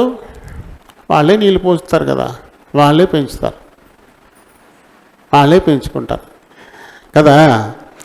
అయితే ఇక్కడ మనం చూస్తే ఇందాక పౌలు గారు ఒకటి చెప్పాడు, నేను పునాది వేశాను, దాని మీద ఇంకోళ్ళు కడతారు, ఏం కట్టినా పండ మాత్రం క్రీస్తే అని చెప్పారు. వేరే పునాది విషయం అయితే అది పునాది ఒకటే అనేటువంటిది పునాది. అయితే అదే క్రమంలో పౌలు గారు ఇంకో మాట చెప్తాడు. పౌలు ఎవరు, కేఫా ఎవరు, మరొకరు ఎవరు, అందరూ కూడా క్రీస్తు వేసిన పునాది మీదే వారి జీవితకాలంలో వారు చేసే పని వాళ్ళు చేస్తున్నారు, వాళ్ళు కడుతూ ఉన్నారు. అయితే మొత్తం ఫలం ఇచ్చేవాడు మాత్రమే దేవుడే అని చెప్పేసి అక్కడ కూడా పౌలు గారు మళ్ళీ చెప్పారు. అది ఇక్కడ మనం ఈ విషయాన్ని చూస్తే నాటువాడును నీళ్లు పోయేవాడును ఒక్కటే అంటే ఒక్కడే కాదు, ఒక్కటే. ఒక నాటాడు, తను పని చేశాడు, నీళ్ళు పోసేవాడు తను పని చేశాడు, ఇద్దరు ఒకటే. వారు వేరు వీళ్ళు వేరే, ఇంకా ఇద్దరు ఒక్కటే. ఆ తర్వాత ప్రతివాడు తాను చేసిన కష్టము కొలది జీతము పుచ్చుకొనును. అంటే తోట ఉందనుకోండి, తోటలో మొక్కలు నాటతాకి చాలామంది వెళ్తారు. కొంతమంది గుంతలు తవ్వుతారు, కొంతమంది మొక్క అందులో పెడతారు, కొంతమంది నీళ్లు పోతారు. కానీ అందరికీ జీతం ఒకటే. అందరు చేసిన పని ఒకటి కాదు. ఒకడు గుంట తీశాడు మొక్క నాటడానికి, మరొకడు మొక్క పట్టుకొచ్చి అందులో పెట్టాడు, మరొకడు నీళ్ళు పోయడానికి వచ్చాడు. ముగ్గురు 3 రకాల పనులు చేశారు. కానీ ముగ్గురికి ఒకే రకమైన కూలి పని ఇస్తారు కదా. గుంత తీసినోడికి ఒకటి, మొక్క నాటినోడికి ఒకటి, నీళ్ళు వేసినోడికి ఒకటి ఇస్తారా? ఎవరు కదా. అలాగే ఇక్కడ కూడా చెప్తున్నాడు, నాటువాడును నీళ్ళు పోయేవాడును ఒకటే, ప్రతివాడు తాను చేసిన కష్టము కొలది జీతము పుచ్చుకొనును. మేము దేవుని జరపని వారమై ఉన్నాము, మీరు దేవుని వ్యవసాయమును దేవుని గృహమునై ఉన్నారు అంటాడు. దేవుని జతపని వారం. ఆయన నాటాడు, మేము నీళ్ళు పోస్తా ఉన్నాం. ఆయన నాటి వెళ్ళిపోయాడు, మేము నీళ్ళు పోస్తాం. ఆయన జత పని వారం మేము. ఇది ఒక వ్యవసాయం. అది వ్యవసాయం అనుకుంటే మీరందరూ కూడా అందులో మొక్కలు, అది కాదు. లేకపోతే దేవుని గృహము అయితే అందులో ఉన్నటువంటి వ్యక్తులు కదా. మరి దేవుడు నాకు అనుగ్రహించిన కృప చొప్పున నేను నేర్పరి అయిన శిల్పకారుని వలె పునాది వేశాను. ఇందులో 8వ వచనం ఏం చెప్తుందంటే కష్టానికి ప్రతిఫలం. మనం ఏం కష్టపడ్డామో దాన్ని తగినటువంటి ప్రతిఫలం. ఆ తర్వాత 9వ వచనం ఏం చెప్తుంది? అందరూ దేవుని జత పని వారి, అందరూ కూడా, వాళ్ళే కాదు. దేవుని పని ఏంటి? ఆత్మలను రక్షించడం. ఆయన పని ప్రారంభించి ఆయన వెళ్ళిపోయాడు. ఆ తర్వాత ఆయన శిష్యులు దాన్ని కొనసాగించారు. ఇంకా మీరే కాదు, అనేకులు శిష్యులుగా మార్చండి అని చెప్పాడు. కాబట్టి ఇప్పుడు మనమందరూ కూడా ఆ లెక్కలో శిష్యులం అయ్యాం. అంటే ఇప్పుడు మనం కూడా క్రీస్తు జత పని వారం. ఆ విషయాన్ని కూడా మనం గుర్తుపెట్టుకోవాలి. మనం క్రీస్తుతోడి జత పని వారము అనే విషయం 9వ వచనం చెబుతుంది. అలాగే 11వ వచనం దగ్గరికి వస్తే వేయబడినది తప్ప మరి ఒక పునాది ఎవడును వేయనేరడు. ఆ పునాది ఎవరు? క్రీస్తే కదా. క్రీస్తు మీదే కట్టాలి. క్రీస్తు ఏదైతే బోధించాడో ఆ బోధనను ఆనుకునే కట్టాల్సి ఉంటుంది. మరి 12వ వచనం ఏం చెప్తుందంటే ఇది కట్టడానికి మూల వస్తువులు. ఒక ఇల్లు కట్టడానికి అవసరమైన వస్తువులు ఏముంటాయో వాటిని మూల వస్తువులుగా మనం చెప్తాం. ఇప్పుడు గడ్డిలు వేసుకోవాలనుకుంటారనుకోండి, గడ్డిలకి ఏం కావాలా? 4 తాటిపట్లు, అది ఎదురు బొంగులు, తాటాకులు, అది గడ్డి, అది నార, సరిపోద్ది కదా. వీటితోటి ఇల్లు తయారైపోద్ది. అలా కాదు, నేను ఒక రేకు షెడ్ వేసుకోవాలనుకున్నారనుకోండి, అప్పుడు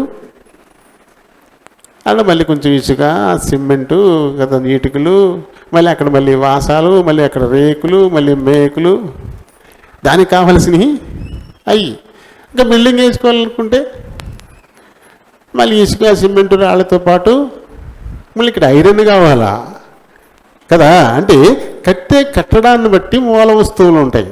మూల వస్తువుల ఎంపిక. కాబట్టి మనం ఎలాంటిది కట్టాలనుకుంటున్నాం? అగ్నికి ఆహుతి కాకుండా ఉండేది కట్టాలని ఈ మధ్యకాలంలో గడ్డిళ్ళన్నీ తీసేసి కనీసం రేకుల షెడ్ అయినా వేసుకుంటున్నారు. పూర్వం వేసవకాలం వచ్చిందంటే ప్రతి ఊర్లోనూ ఏదో పక్కన ఇల్లు తగిలిడిపోయి ఆ దోళ్ళ కాడ ఆ కొమ్ము ఇది పెట్టిన కుమ్ము పెట్టి ఎలాంటి పట్టుకెళ్ళన్నీ పెంట మీద పడైతే అది మెల్లమెల్లంగా రగులుకుని గాలికి లేచిపోయి ఆ పక్కనున్న ఇల్లు ఎండిపోయి కాలిపోయి. కాబట్టి ఈ అగ్ని ప్రమాదాన్ని తప్పించుకోవాలంటే అగ్నికి అంటుకోని మీద కావాలనే ఉద్దేశంతో కనీసం రేకు షెడ్ వేసుకుంటాం. ఇలా ఇలా ఇలా ఇలా మొదలెట్టారు, అలా పెరిగారు. అంటే మనం కట్టాలనుకునేది ఏంటి? అగ్నికి కాలిపోయేదా? అగ్ని వచ్చిన కాలకుండా ఉండేదా? లేకపోతే గట్టిగా వర్షాలు పడి బాగా వరదల కింద వస్తే ఆ వరదల్లో కూలిపోయేదా? వరదలు వచ్చినా నిలబడేదా? మనం ఏదికి ఎలా కట్టాలనుకుంటున్నామో దాన్ని బట్టి దాని మూల వస్తువులు ఉంటాయి కదా. యేసు ప్రభువుకు బోధ చేశారు. మత్తయి సువార్తలో 5వ అధ్యాయం నుంచి కొండ మీద ప్రసంగం చేసుకొచ్చారు ఆయన. 5వ అధ్యాయము, 6వ అధ్యాయము, అలా 7వ అధ్యాయం కూడా కొంతవరకు వెళ్ళిన తర్వాత ఆయన 21వ వచనం నుంచి ఒక మాట చెప్పాడు, ఈ నా మాటలు విని. మత్తయి సువార్త 7వ అధ్యాయంలో 21వ వచనం నుంచి. తీరా అలా చూస్తూ పోయేవా?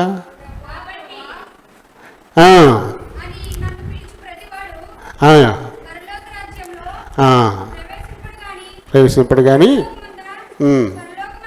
పరలోకమందున్న ఆ తండ్రి చిత్త ప్రకారము పనిచేసేవాళ్ళు. ఈయన మాటలు విని తర్వాత వస్తుంది. ఇక్కడైతే పైన కొంతమంది అంటారంట, ఆయన మాట వినకుండా, ఆయన చిత్తానుసారంగా చేయకుండా, తమ ఇష్టానికి తాము ఏదో పునాదులు వేసేసుకుని, తమ ఇష్టానికి తాను ఏదో పనులు చేసేసుకొని, ప్రభువా మీ నామం పేరిట మేము దెయ్యాలను వెళ్ళగొట్టలేదా? మీ నామం పేరిట ఎన్నో స్వస్థతలు చేయలేదా అని అంటారంట. అలాంటి వారిని చూసి ఆయన ఏమంటున్నాడు? ఒప్పుకోవట్లేదు, మీరు అక్రమము చేయువారు. నేను ఏదైతే పునాది వేశానో దాని మీద మీరు కట్టట్లేదు, మీ చిత్తానికి మీరు. అంటే ఇక్కడ అద్భుతాలు జరుగుతాయి. క్రీస్తునే పునాదిగా చేసుకోకుండా చేసేవాళ్ళకి కూడా కొన్ని కార్యక్రమాలు జరుగుతూ ఉంటాయి. అలాంటి వాళ్ళు వచ్చి నీ నామం పేరట ఆయన పేరు పెట్టుకుంటున్నారు అంతే. కానీ ఆయన వేసిన పునాది మీద కాదు వాళ్ళు కట్టింది, సొంత పునాదులు వేసుకుంటున్నారు. చాలామంది ఉన్నారు ఇలాంటి వాళ్ళు. బైబిల్ని పక్కనెట్టేసి క్రీస్తు ఏదైతే కాదన్నాడో దాన్నే చేసేటువంటి వాళ్ళు చాలామంది ఉన్నారు ఈ దినాలలో కదా.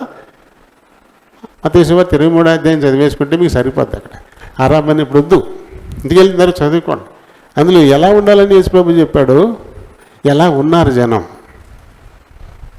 మరి ఆయన వేసిన పునాది అది లేకపోతే సొంత పునాదా? ఇప్పుడు బ్రదర్ అని పిలిపించుకుంటున్నాం, సహోదరుడు అంతే బ్రదర్ అని పిలిపించుకుంటున్నాం. మరి వాళ్ళకిలాగా మనం పిలిపించుకోవాలంటే చాలా పొడుగు పిలిపించుకోవచ్చు కదా. రెవరెండ్ డాక్టర్ విల్సన్ రాజన్ అని చెప్పుకోవచ్చు. రెవరెండ్ డాక్టర్ ఉన్నాయి, మరి నాకు ఉన్నాయి, డిగ్రీలో నేను సంపాదించుకున్నా డిగ్రీలో. రెవరెండ్ డాక్టర్ అని ఇంత పొడిగెట్టుకోవచ్చు. మీరు ఎందుకు పిలిపించుకోవట్లేదు? అది కూడదని చెప్పాడు దేవుడు, యేసుప్రభువే చెప్పాడు. అది వద్దు, మీరు సహోదరులు అంతే. ఏముంది కథ, బైబిల్ బీటీహెచ్ ఎత్తి చాలు, రెవరెండ్ అని పెట్టేసి పాస్టర్ అని పెట్టేసుకుంటారు. బీటీహెచ్ అనేది చిన్నది, బైబిల్ కోర్సుల్లో అతి చిన్నది. బీటీహెచ్ అని స్టార్టింగ్ అనమాట. అది చదివితే చాలు రెవరెండ్ ఇచ్చేస్తారు, అది చదివితే చాలు పాస్ అయిపోవచ్చు. మరి అక్కడ కాదు కదా, మనం ఎక్కడున్నాము? బీటీహెచ్ కాదు, master of divinity, MD master of divinity చేసాం. అది కాకుండా ఇంకా డాక్టర్ ఆఫ్ డివినిటీ, ఇంకా డీడీ కూడా చేసుకొచ్చాం. దాంతో డాక్టరేట్ వచ్చింది. బీటీహెచ్ ఇలా రెవరెండ్ వచ్చింది, రెవరెండ్ డాక్టర్ అంత పొడుగు పెట్టుకోవచ్చు. అది మత్తయి సువార్త 23వ అధ్యాయంలో చాలా స్పష్టంగా యేసుప్రభు చెప్పాడు, ఆయన వేసిన పునాది అది. కానీ అదే చేస్తూ ఉన్నారు ఇప్పుడు. ఎక్కువగా అందరూ అయ్యగారుని పాస్టర్ గారని పిలిపించుకోవడానికి ఊళ్ళూరిపోతున్నారు. అయ్యగారు అనకపోతే వాళ్ళకి చాలా ఇబ్బంది, అది పాస్టర్ గారు అని అనకపోతే చాలా ఇబ్బంది. అవి కూడనివి యేసు ప్రభు వద్దన్నాడు. అవి వద్దని చాలా స్పష్టంగా చెప్పాడంటే ఆయన వేసిన పునాది మీద కట్టట్లేదు. ఈ సంఘాలు సొంతంగా అప్డేట్ అయిపోతున్నారు, వాళ్ళ సొంతానికి వాళ్ళ ఇష్టానికి అప్డేట్ అయిపోతున్నారు అంతే, మన ఇష్టానికి అప్డేట్ అయిపోతున్నారు అంతే కదా. అలాంటి వాళ్ళందరూ కూడా అంటారండి తర్వాత వచ్చి, ప్రభువా ఈ నామం పేరట మేము ఎన్నో అద్భుతాలు చేయలేదా, దెయ్యాలు వెలగొట్టలేదా, సంఘాలు కట్టలేదా, ఆత్మలు రక్షించలేదా అంటారంట. ఇలాంటి వాళ్ళందరినీ చూసి ఏమంటారంటే ఆయన అక్రమము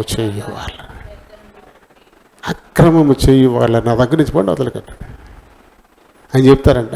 ఆయన వేసిన పునాది మీద కట్టకపోతే అది ఫలితం. అది ఒకటే పునాది మార్చడానికి లేదు.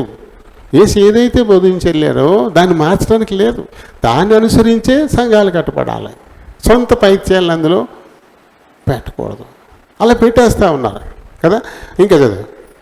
కాబట్టి ఇప్పుడు చెప్తున్నాడు, ఈ నా మాటలు విని వాటి చొప్పున ఎవరు చేస్తారు, నేను ఏదైతే చెప్పానో ఆ ప్రకారం ఎవరు చేస్తారో వారే బండ మీద తన ఇల్లు కట్టుకొనిన వానిని పోలి ఉంటాడు. బండ మీద ఇల్లు, క్రీస్తు అనే బండ మీద, క్రీస్తుని ఆనుకొని కట్టేటువంటి ఇల్లు. బండ మీద ఇల్లు కడితే ఏమవుద్ది? బండ మీద ఇల్లు కట్టాలంటే ఏం చేయాలి? బండ మీద దాని పునాది తవ్వడం చాలా కష్టం. మనం నేల అనుకోండి, మనం ఏం చేస్తున్నాం, 15 అడుగులు 20 అడుగులు లోపలికి గోయి తీసేస్తున్నాం, తీసేసి కింద నుంచి ఎక్కడి నుంచో భీమ వేసుకొస్తున్నాం, పిల్లర్లు వేసుకుని వస్తున్నాం పైకి. మన నేల కాస్త లూజ్ కాబట్టి. ఇప్పుడు హైదరాబాద్ వెళ్ళామనుకోండి, అక్కడ అలాగే ఉండదు, బోర్లతో పని ఏమి లేదు. అక్కడ డైనమైట్స్ పెట్టి రాళ్ళు పగలగొట్టి గజం లేకపోతే 2 గజాలు అలా పెద్ద గుంట తవ్వుతారు, పెద్ద గుంట, పూటీలు అంటారు, పూటీలు. దాని నిండా కాంక్రీట్ పోసి దానిలోంచి పిల్లర్ లేపుతారు, బండ అమ్మడ దాని మీద మరి పెద్ద అపార్ట్మెంట్లు దాని మీద నిలబడుతున్నాయి, దాని మీదే కడుతున్నారు. ఎందుకంటే ఇక ఎప్పటికీ దిగదు, జంకది. ఇక బండ మీద అది కష్టం, దాని పోటీలు వేయాలి, చాలా కష్టం అనమాట. బండ మీద పునాది వేసి ఇల్లు ఎవరు కడతారో అది చాలా స్ట్రాంగ్గా ఉంటుంది అంటాడు. అప్పుడు గాలి తుఫాను వచ్చినా పడిపోదు, వరదలు వచ్చినా అది పడిపోదు. ఎందుకంటే దాని పునాది ఎక్కడుంది? బండ మీద ఉంది కాబట్టి. అంటే వాక్యానుసారంగా తన ఆత్మీయ గృహాన్ని ఎవరు నిర్మించుకుంటారో ఆ గృహం ఈ లోక సంబంధంగా వచ్చేటువంటి ఆటుపోట్లు. ఇప్పుడు మనకు గులాబీ తుఫాను వస్తుందంట. బంగాళాఖాతంలో కొత్తగా తుఫాను మొదలైంది, దాని పేరు గులాబీ అని పెట్టారు. గులాబీ తుఫాన్ అంట. ఉత్తరాంధ్ర బాగా ఎక్కువ నష్టపోయే అవకాశం ఉందంట. శ్రీకాకుళం, విజయనగరం, విశాఖపట్నం దాకా అటుకి బాగా ఎక్కువ తాకిడి ఉంటుందంట. మనకు కూడా 90 నుంచి 95 కిలోమీటర్ల వేగంతో గాలులు వస్తాయి. కోస్తాంధ్ర అంతా కూడా భారీ వర్షాలని చెప్పేసి మరి రాశారు పేపర్లో. దేవుడు ఆశ్చర్యకరుడు. ఎప్పుడు ఆదివారం ఆరాధనకి మాత్రం ఆటంకం కలిగించట్లే. రాత్రి కురిసేస్తుంది, తెల్లారి ఏముండదు, శుభ్రంగా ఉంటుంది మనకి. మళ్ళీ ఆరాధన అయిపోయాక సాయంకాలం మళ్ళీ మొదలెడుతుంది. ఆదివారం మనకి ఆరాధన మట్టుకు ఎప్పుడూ కూడా ఆటంకపడట్లే.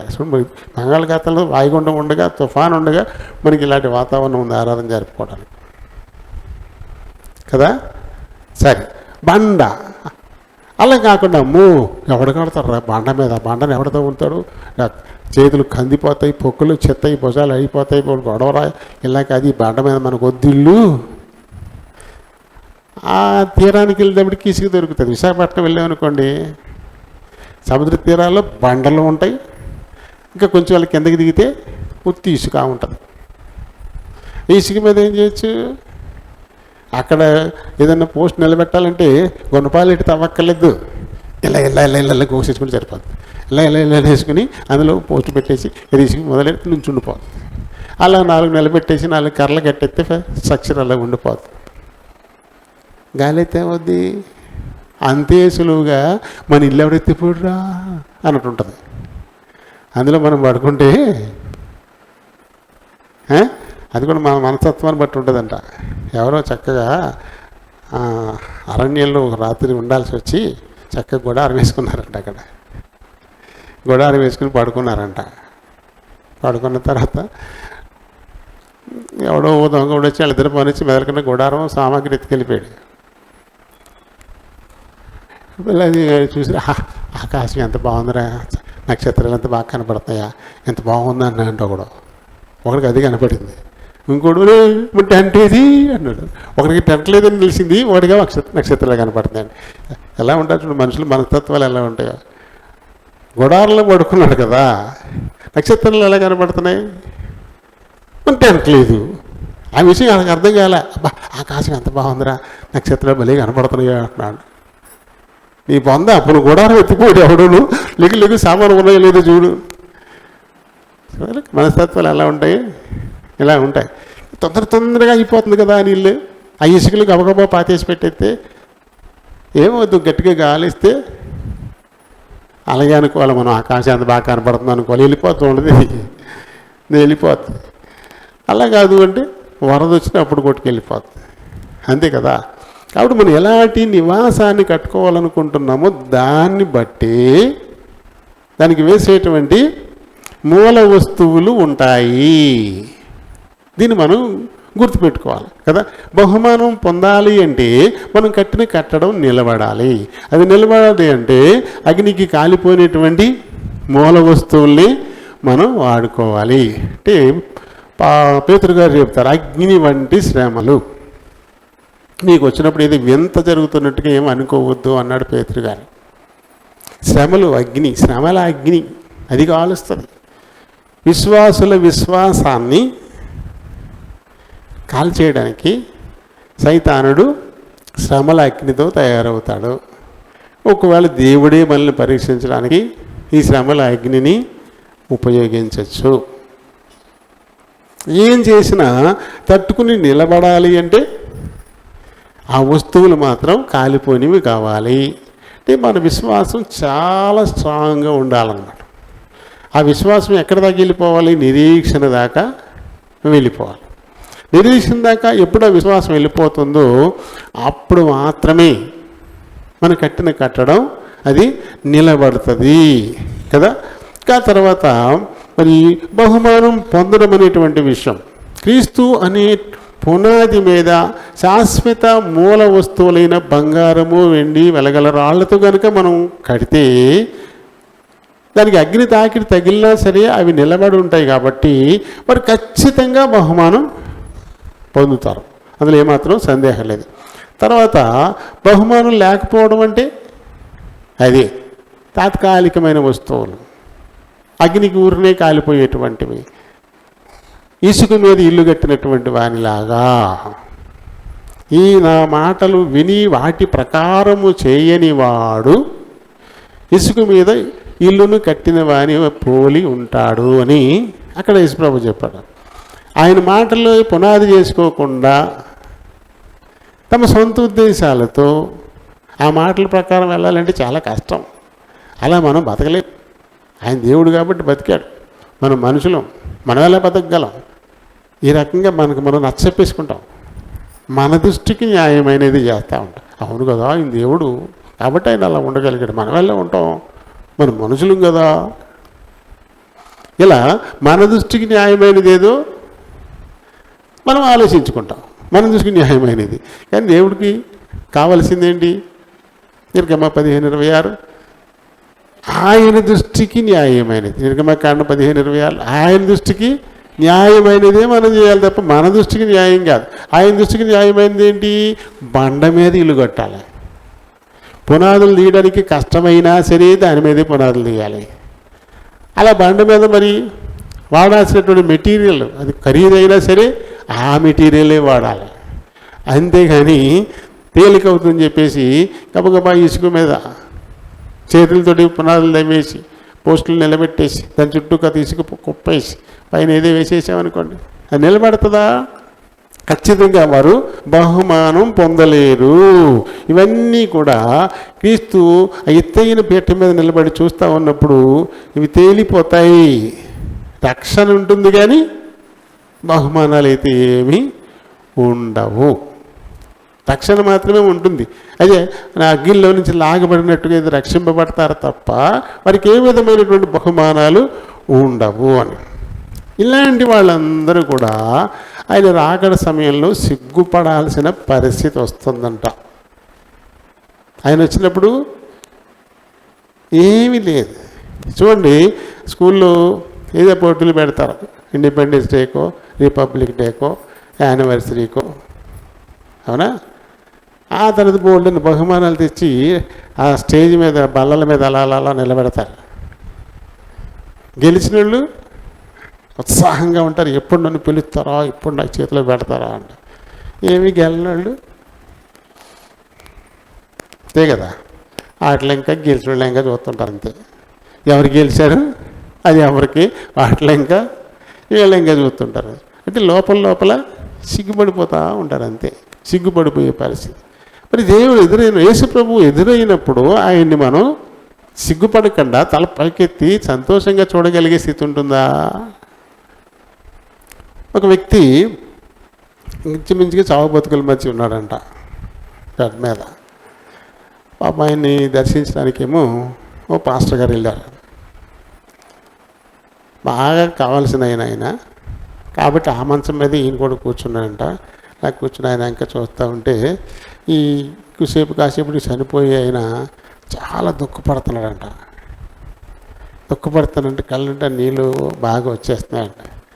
దాంతో ఈ పాస్టర్ గారు పాపం చావు అందరికీ మామూలే కదా అని ధైర్యపరుద్దామని ఏదో మొదలెట్టాయంట.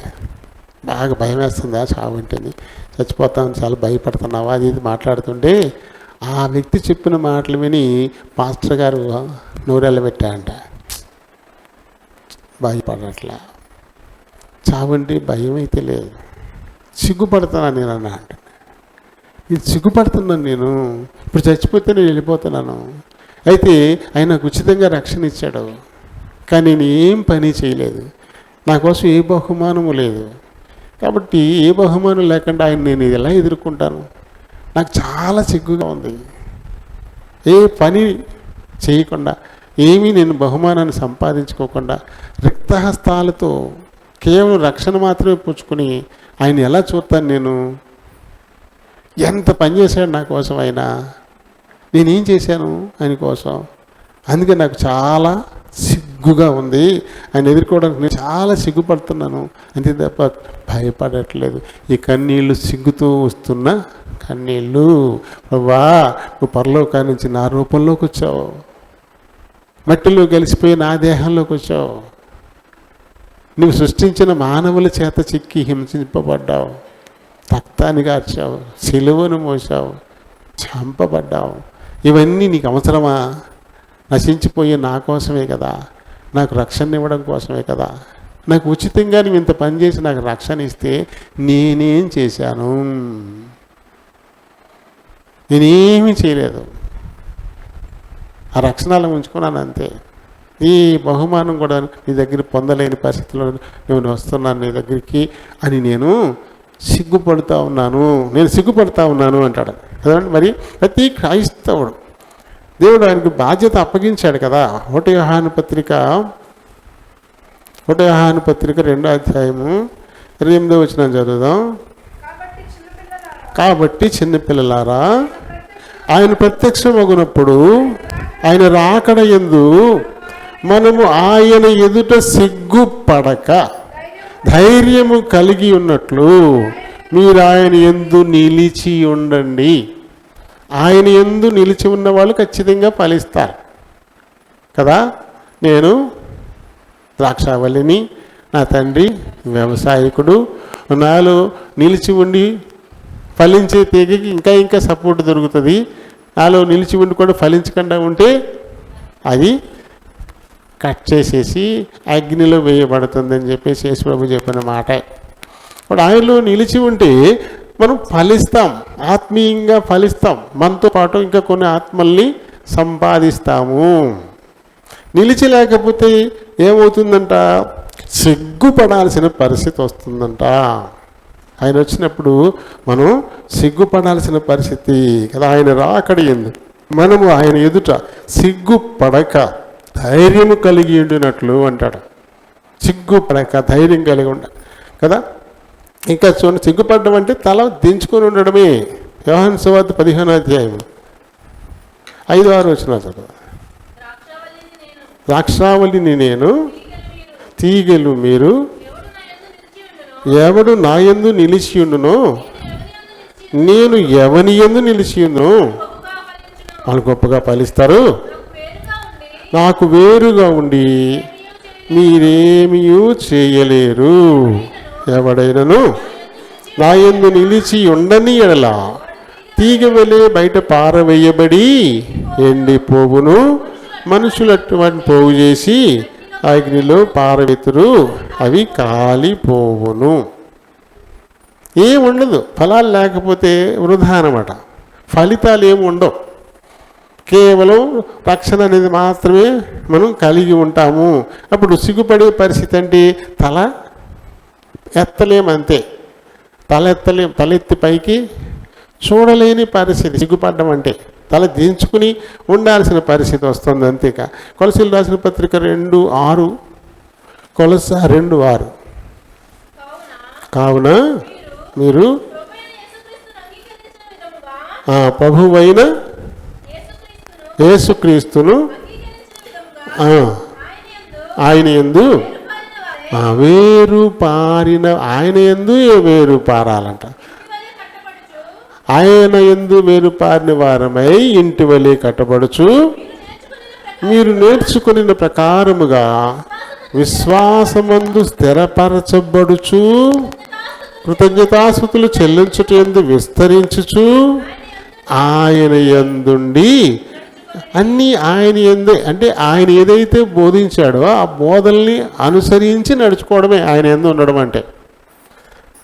ఆయన ఏం చెప్పాడో ఆ ప్రకారం, ఆయన ఏం చేశాడో ఆ ప్రకారం మనం ఎప్పుడైతే చేస్తామో అప్పుడు మాత్రమే ఆయన యందు మనం ఉన్నవారం అవుతాము. లేకపోతే ఇంకా ఇక్కడ టైం అయిపోయింది, 11:12. పరుగున వెళ్ళిపోతుంది. ఇంకా మనం కిరీటాలకు రాలేదు. బహుమానాలు ఉన్నాయి, 7 కిరీటాలు ఉన్నాయి. ఆ 7 కిరీటాలు వచ్చేదివరం చెప్పుకుందాం. మరి ఆ కిరీటాలకే రాలేదు, కేవలం బహుమానం ఉన్నాయి మనకంటే. అంతవరకే మనం వచ్చాం కదా. మత్తయి సువార్తలో 13వ అధ్యాయంలో ఆయన యేసు ప్రభు ఉపమానం చెప్పారు.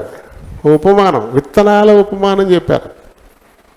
విత్తనాల ఉపమానము కదా, 13 నుంచి 10 దాకా ఉంటుంది.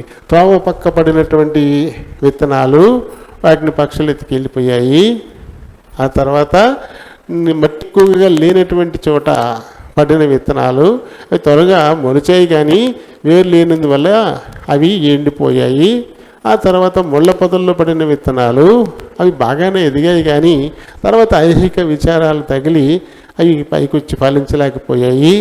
అయితే మంచి నేలను పడినటువంటి విత్తనాలు అక్కడ నూరంతగా ఫలిస్తాయని ఉపమానాన్ని అక్కడ యేసు ప్రభువు చెప్పాడు కదా. అయితే మనం రక్షింపబడ్డాము అనుకుంటున్నటువంటి మనం ఏ స్థితిలో ఉన్నాం? 4 స్టేజ్లు చెప్పాడు అక్కడ. ఒకటి త్రోవ పక్క పడ్డ విత్తనాలు. అవి ఎక్కడ మొలుతాయి? మనం చేలు విత్తనాలు చల్లుతాం, గట్టుమే పడతాయి, కొన్ని పనికి వస్తాయి, మనకి పనికిరావు. అలా త్రోవ పక్క అంటే అలాంటివే విత్తనాలు చల్లాం, కానీ అసలు ఏమీ లేదు. అలా ఉండే వారంగా మనం ఉండొచ్చు. ఏ ఫలం ఉండదు, మనకి ఏ ఫలం ఉండదు. ఇంకా చల్లి కొన్ని నీరు మట్టి కొద్దిగానే ఉంది, అడుగునంత రాయి, అటువంటి చోట పడ్డాయి. అంటే కొద్దిపాటి విశ్వాసం. ఆ మొక్క మొలిచింది, కానీ కొంచెం లోపలికి వెళ్దామనుకునేసరికల్లా సమస్యలు రాయి తగులుద్ది, సమస్యలు రాయి, ఇంకేముంది వేరు లేదు, మాడిపోద్ది అంతే. ఆ తర్వాత ఐకిక విచారాలు ఉంటాడు. ఇంకా అలా కిందకి వస్తే ఇంకొక మాట చెప్తారు. తర్వాత 25వ వచనం దగ్గరికి వచ్చేసరికి అక్కడ మనం మంచి విత్తనాలే చల్లాం, కానీ మనం జాగ్రత్తగా లేకపోవడంతో సాతానుడు వచ్చి గురుగులు చల్లేసి వెళ్ళిపోతా అంట. మనం విత్తనం చల్లేసిన తర్వాత మనం జాగ్రత్తగా ఉండకపోతే, జాగ్రత్తగా చూసుకోకపోతే మనకే తెలియకుండా గురుగులు వచ్చి చల్లేసి వెళ్ళిపోతా అంట. అవి గోధుమలాగానే ఉంటాయి. పరీక్షా సమయం దాకా కూడా అవి గోధుమ లేకపోతే గురుగా అనేది తెలియదంట. అలాంటివి వేసేసి వెళ్ళిపోతా అంట. మనం జాగ్రత్తగా లేకపోతే మోసపోతాము అనడానికి ఆ ఉపమానం కూడా 25వ వచనం నుంచి అది ఉంటుంది అక్కడ. గురుగులు చల్లి వెళ్ళిపోయాడని చెప్పేసి. కాబట్టి విశ్వాసం అనుకునేటువంటి మనం మరి ఏంటి మన స్థితి? దీన్ని మనం ఆలోచించుకోవాలి కదా. 1 కొరింథీ 3:15 ఉన్నట్టుగా ఇంతకు మనం చదివాం కదా. 3:15 చివరి వచనం. ఒకని పని కాల్చివేయబడినలా వానికి నష్టం కలుగుతుంది, తన మట్టుకు రక్షింపబడతాడు. కానీ అంతే, రక్షణ ఏమీ పోగొట్టుకోరు. రక్షణ వరకు ఉంటుంది, రక్షణ ఏమీ పోగొట్టుకోరు. కానీ ఇప్పుడు ఆటల పోటీలు పెట్టారు, గెలిచిన వాళ్ళు ఒక రకమైన జోష్లో ఉంటారు, మిగతా వాళ్ళు సిగ్గుపడుతూ ఉంటారు. అలా అని చెప్పేసి వాళ్ళు ఏమన్నా ఫెయిల్ అయిపోతారా ఏంటి? ఆ స్కూల్ నుంచి ఏమైనా గంటేస్తారా? ఏం గంటారు, నార్మల్గా ఉండిపోతారు అంతే. మరి బహుమానం వచ్చుకున్నవాడు తల పైకెత్తుకుని చాలా జోష్గా ఆనందంగా ఇంటికి పట్టుకొస్తారు. నాన్న చాలా గర్వంగా పట్టుకొచ్చిస్తాడు, ఇది గెలిచాను నేనని చెప్పేసి. లేని వాళ్ళు ఆ స్కూల్లోనే ఉంటారు, ఏం చదువుతున్నారో అది చదువుతారు, పాస్ అవుతారు, కానీ సిగ్గుపడే పరిస్థితి, ఏమి లేని పరిస్థితి. అలాగే రక్షణ దేవుడు మనకి ఉచితంగా ఇచ్చేశాడు, దాని గురించి ఏమి మనం తండాలు పడాల్సిన పని లేదు. ఇది మారు మనసు పొందిన తర్వాత దానికి తగినటువంటి ఫలాలు అంటే ఈ సాక్ష్యం ఇతరులతో పంచుకోవడం ద్వారా అనేకులను రక్షించేటువంటి బాధ్యత దేవుడు మన మీద అప్పచెప్పాడు. అలా మనం చేసే పనిని బట్టి మనకి ఫలితం, బహుమానాలు ఉంటాయి, కిరీటాలు ఉంటాయండి. అలాంటి కిరీటాలు ఒక 7 ఉన్నాయి. క్రైస్తవులు పొందగలిగినటువంటి కిరీటాలు 7 ఉన్నాయి. జీవ కిరీటము, అక్షయ కిరీటము, అతిశయ కిరీటము, మహిమ కిరీటము, జయించువారి కిరీటం, హతసాక్షి కిరీటం అని చెప్పేసి 7 రకాలైనటువంటి కిరీటాలు మనకు బైబిల్లో దేవుడు మన కోసం దాచిపెట్టి ఉంచాడంట. దేని మహిమ దాంది. 7 ఉన్నాయి. 7 కిరీటాలని నెక్స్ట్ వీక్ మొదటి ఆదివారం మనం కంటిన్యూ చేద్దాం. ఇప్పుడు మట్టుకు మనం ఆలోచన చేయండి, మరి మన పని ఎలా ఉంది? మన పని నిలబడి దేవుడి నుంచి మంచి ఫలితం పొందేలానే ఉందా? మన పని చేసి వచ్చినోడికి కొంచెం చెమటలద్దు కదా, కొద్దిగా ఒట్టు మట్టి అవుతుంది, చెమటలు పడతాయి.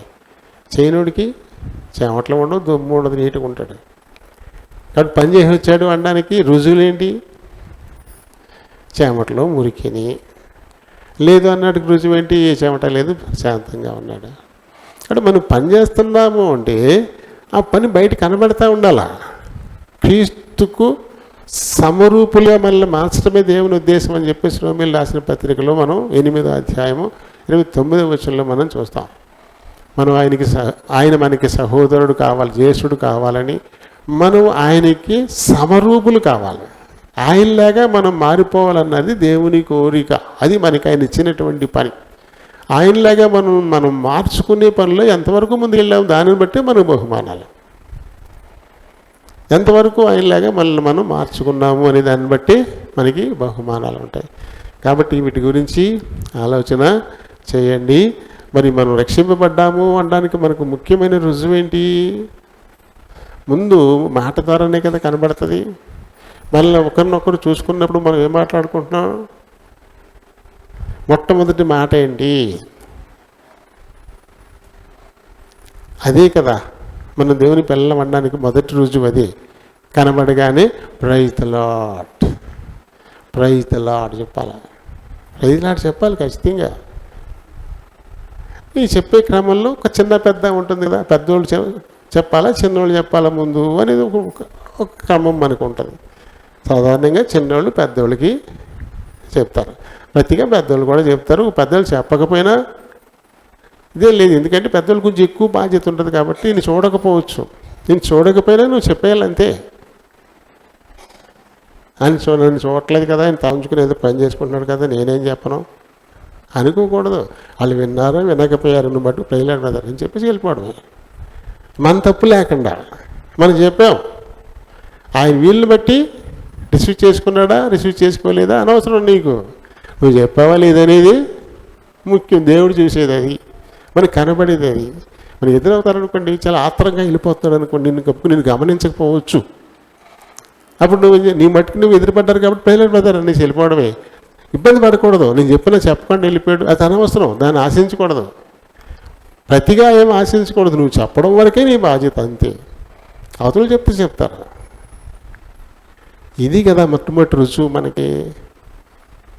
ఇది మొదటి రుజువు. ఎంతమంది చేస్తున్నాం ఇది? నేను ఆలోచించాలా. నేను ఇక్కడ నుంచోడితోటి అందరికీ అమ్మ ప్రైజ్ ది లార్డ్, అందరికీ వందనాలు నేను చెప్తున్నా.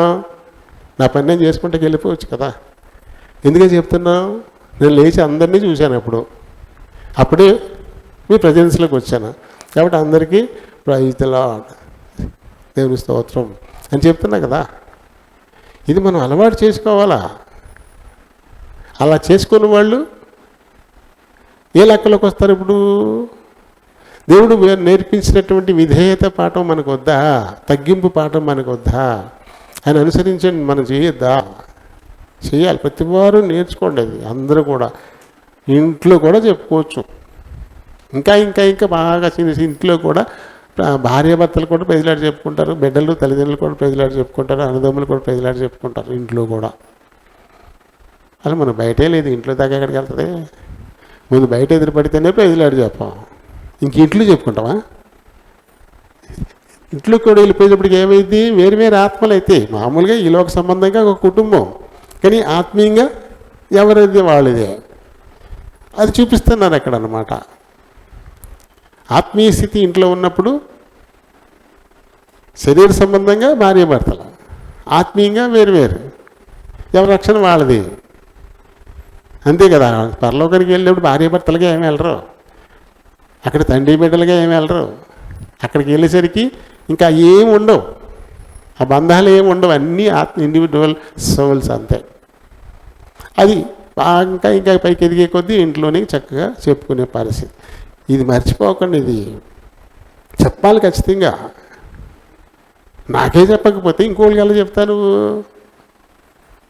సంఘాన్ని నడిపించేవాడు అందరికంటే పెద్ద ఆయన, వయసులో కొంతమంది కంటే చిన్నవాళ్ళు అయితే అవ్వచ్చు, అయినా సరే ఎవరు నడిపిస్తున్నారో వాళ్ళే అన్న. పిచ్చాపర్ గారికి మా నాన్నకి 12 ఏళ్ళు తేడా. మా నాన్నకి ఇష్టపడగానే అన్నా అనేవాడు, అన్నా అనేవాడు. ఎందుకంటే ఆయన మరి కొంచెం అక్కడ ఉన్నాడు కదా. సంబంధం ఉండదు, వయసుతో సంబంధం ఉండదు అక్కడ. నడిపించేవాడు బ్రదర్, పెద్ద ఆయన అంతే, పెద్ద అన్నయ్య అంతే, అందరూ అన్నదమ్ములే, అక్క చెల్లెలు. ఇక్కడ ఎవరైతే నడిపిస్తారో, దేవుడు ఎవరినైతే ఇక్కడ నిలబెట్టుకున్నాడో అది ప్రధానమైన బాధ్యత చెప్పారు కాబట్టి ఆయన అన్నందరికీ అనాలంతే. రైతులు అన్న అని చెప్పాలి. లేకపోతే మనకి కొన్ని మనం బాగా శరీర సంబంధంగా కొన్ని వరుసలు పెట్టుకుంటున్నాం కాబట్టి ఆ వరుసలైనా తప్పలేదు, అదే చెప్పాలి, అది మాత్రం చెప్పాలి. ప్రేలాడు మాయ అనొచ్చు, ప్రేలాడు డాడీ అనొచ్చు, అన్నీ ప్రేలాడు అన్న అనొచ్చు. కానీ చెప్పడం, ప్రైజ్ ది లార్డ్ చెప్పడం అనేది దేవునికి మహిమ అనమాట. మనకు చెప్పుకోవట్లేదు, ఇది ప్రైజ్ ది లార్డ్, దేవునికి స్తోత్రం. ఇక్కడ వ్యక్తిని చూడకూడదు. మనం ఈ రీతిగా ఒకరి ముఖాలు ఒకరు చూసుకునేటువంటి అవకాశం కల్పించిన వాడు మన దేవుడు. ఆయన బలిష్టమైన బాహుల కింద మనల్ని భద్రపరిచిన వాడు మన దేవుడు. కాబట్టి మనం చూసుకోగలిగాం. అందుకని ప్రైజ్ ది లార్డ్. ఇది మనకు చెప్పుకునేది కాదు, దేవునికి చెప్పేది. దీన్ని మనం అలవాటుగా మార్చేసుకోవాలి. ఇది ఎప్పుడైతే మనం చెప్పుకుంటామో అది పొరుగువారు విన్నప్పుడు మన సహవాసం ఏంటి, మన క్రమం ఏంటి, మన పద్ధతి ఏంటి, ఇదన్నీ ఇతరులకు వెళ్తుంది. సాక్ష్యం, ఒక సాక్ష్యం అన్నమాట అది కదా. కాబట్టి మరి బహుమానాలు పొందడానికి మనం ప్రయత్నం చేయాలి. తర్వాత కిరీటాల గురించి వచ్చే ఆదివారం మనం చెప్పుకుందాము. ప్రేమ కలిగిన మా ప్రియ పరలోకపు తండ్రి, వందనాలు, స్తోత్రాలు. మీ కృప చొప్పున ఇంతవరకు మా మధ్య నుండి నాయన మీరు ఎత్తైనటువంటి సింహాసనం మీద కూర్చొని మా పనితీరును మీరు పరిశీలించేవారుగా ఉన్నారు. మా పరుగు పందెల్లో మేము ఎంతవరకు సక్సెస్ అవుతున్నాము, మాకు ఎలాంటి బహుమానాలు ఇవ్వాలి అని దానికోసమే మీరు పరిశీలించేవారుగా ఉన్నారు. కానీ మేమందరం కూడా ఈ లోకంలో ఒక పరుగు పందెంలో ఉన్నాం. బహుమానం పొందడం కోసం మేము ఎంత బాగా పరిగెట్టగలుగుతాం అంటే ఆత్మల సంపాద్యం అనేటువంటి పరుగు పందెం, అనేకులను రక్షణ మార్గంలోనికి నడిపించేందుకున్నటువంటి ఈ పరుగు పందెంలో ప్రతి వారము కూడా ఆయన పాలు పొంది మీ నుంచి అత్యధికమైన బహుమానాలు పొందే దిశగా నడిపించమని మిమ్మల్ని కోరుచు బ్రతిమాలుకుంటున్నాం. కానీ మేము రక్షింపబడ్డాం అనుకుంటే మరి సరిపోదు కదా. ఎందుకంటే రక్షణ అనేది కేవలం ఉచితంగా మీరు మాకు ఇచ్చారు తప్ప మేము దానికోసం కష్టపడిందంటూ ఏమీ లేదు. కాబట్టి మా బహుమానాల కోసం మేమైతే కష్టపడాల్సిన వారంగా ఉన్నాం. లేని ఎడల మీరు ఆఖరి సమయంలో మేము సిగ్గుపడే పరిస్థితులు ఉంటాయి. విన్న ఈ మాటలు మా ప్రియులు తమ హృదయాల్లో భద్రపరుచుకొని ఆ రీతిని నడుచుకోవడం ద్వారా మీరు వచ్చేటప్పుడు వారి కోసం విలువైన బహుమానాలు ఉన్నాయి అనేటువంటి నిరీక్షణతో ఉండలాగున సహాయపడండి. ఆరాధించబోతున్నారు, మీరు ఆత్మయ్య ఉన్నారు కనుక ఆత్మతో సత్యముతో ఆరాధించడానికి ఈ మంచి మాటలను వారికి అనుగ్రహించమని ప్రభువును రక్షకుడైన యేసు నామమున అడిగి వేడుకుంటున్నాను మా పరమ తండ్రి. ఆమేన్.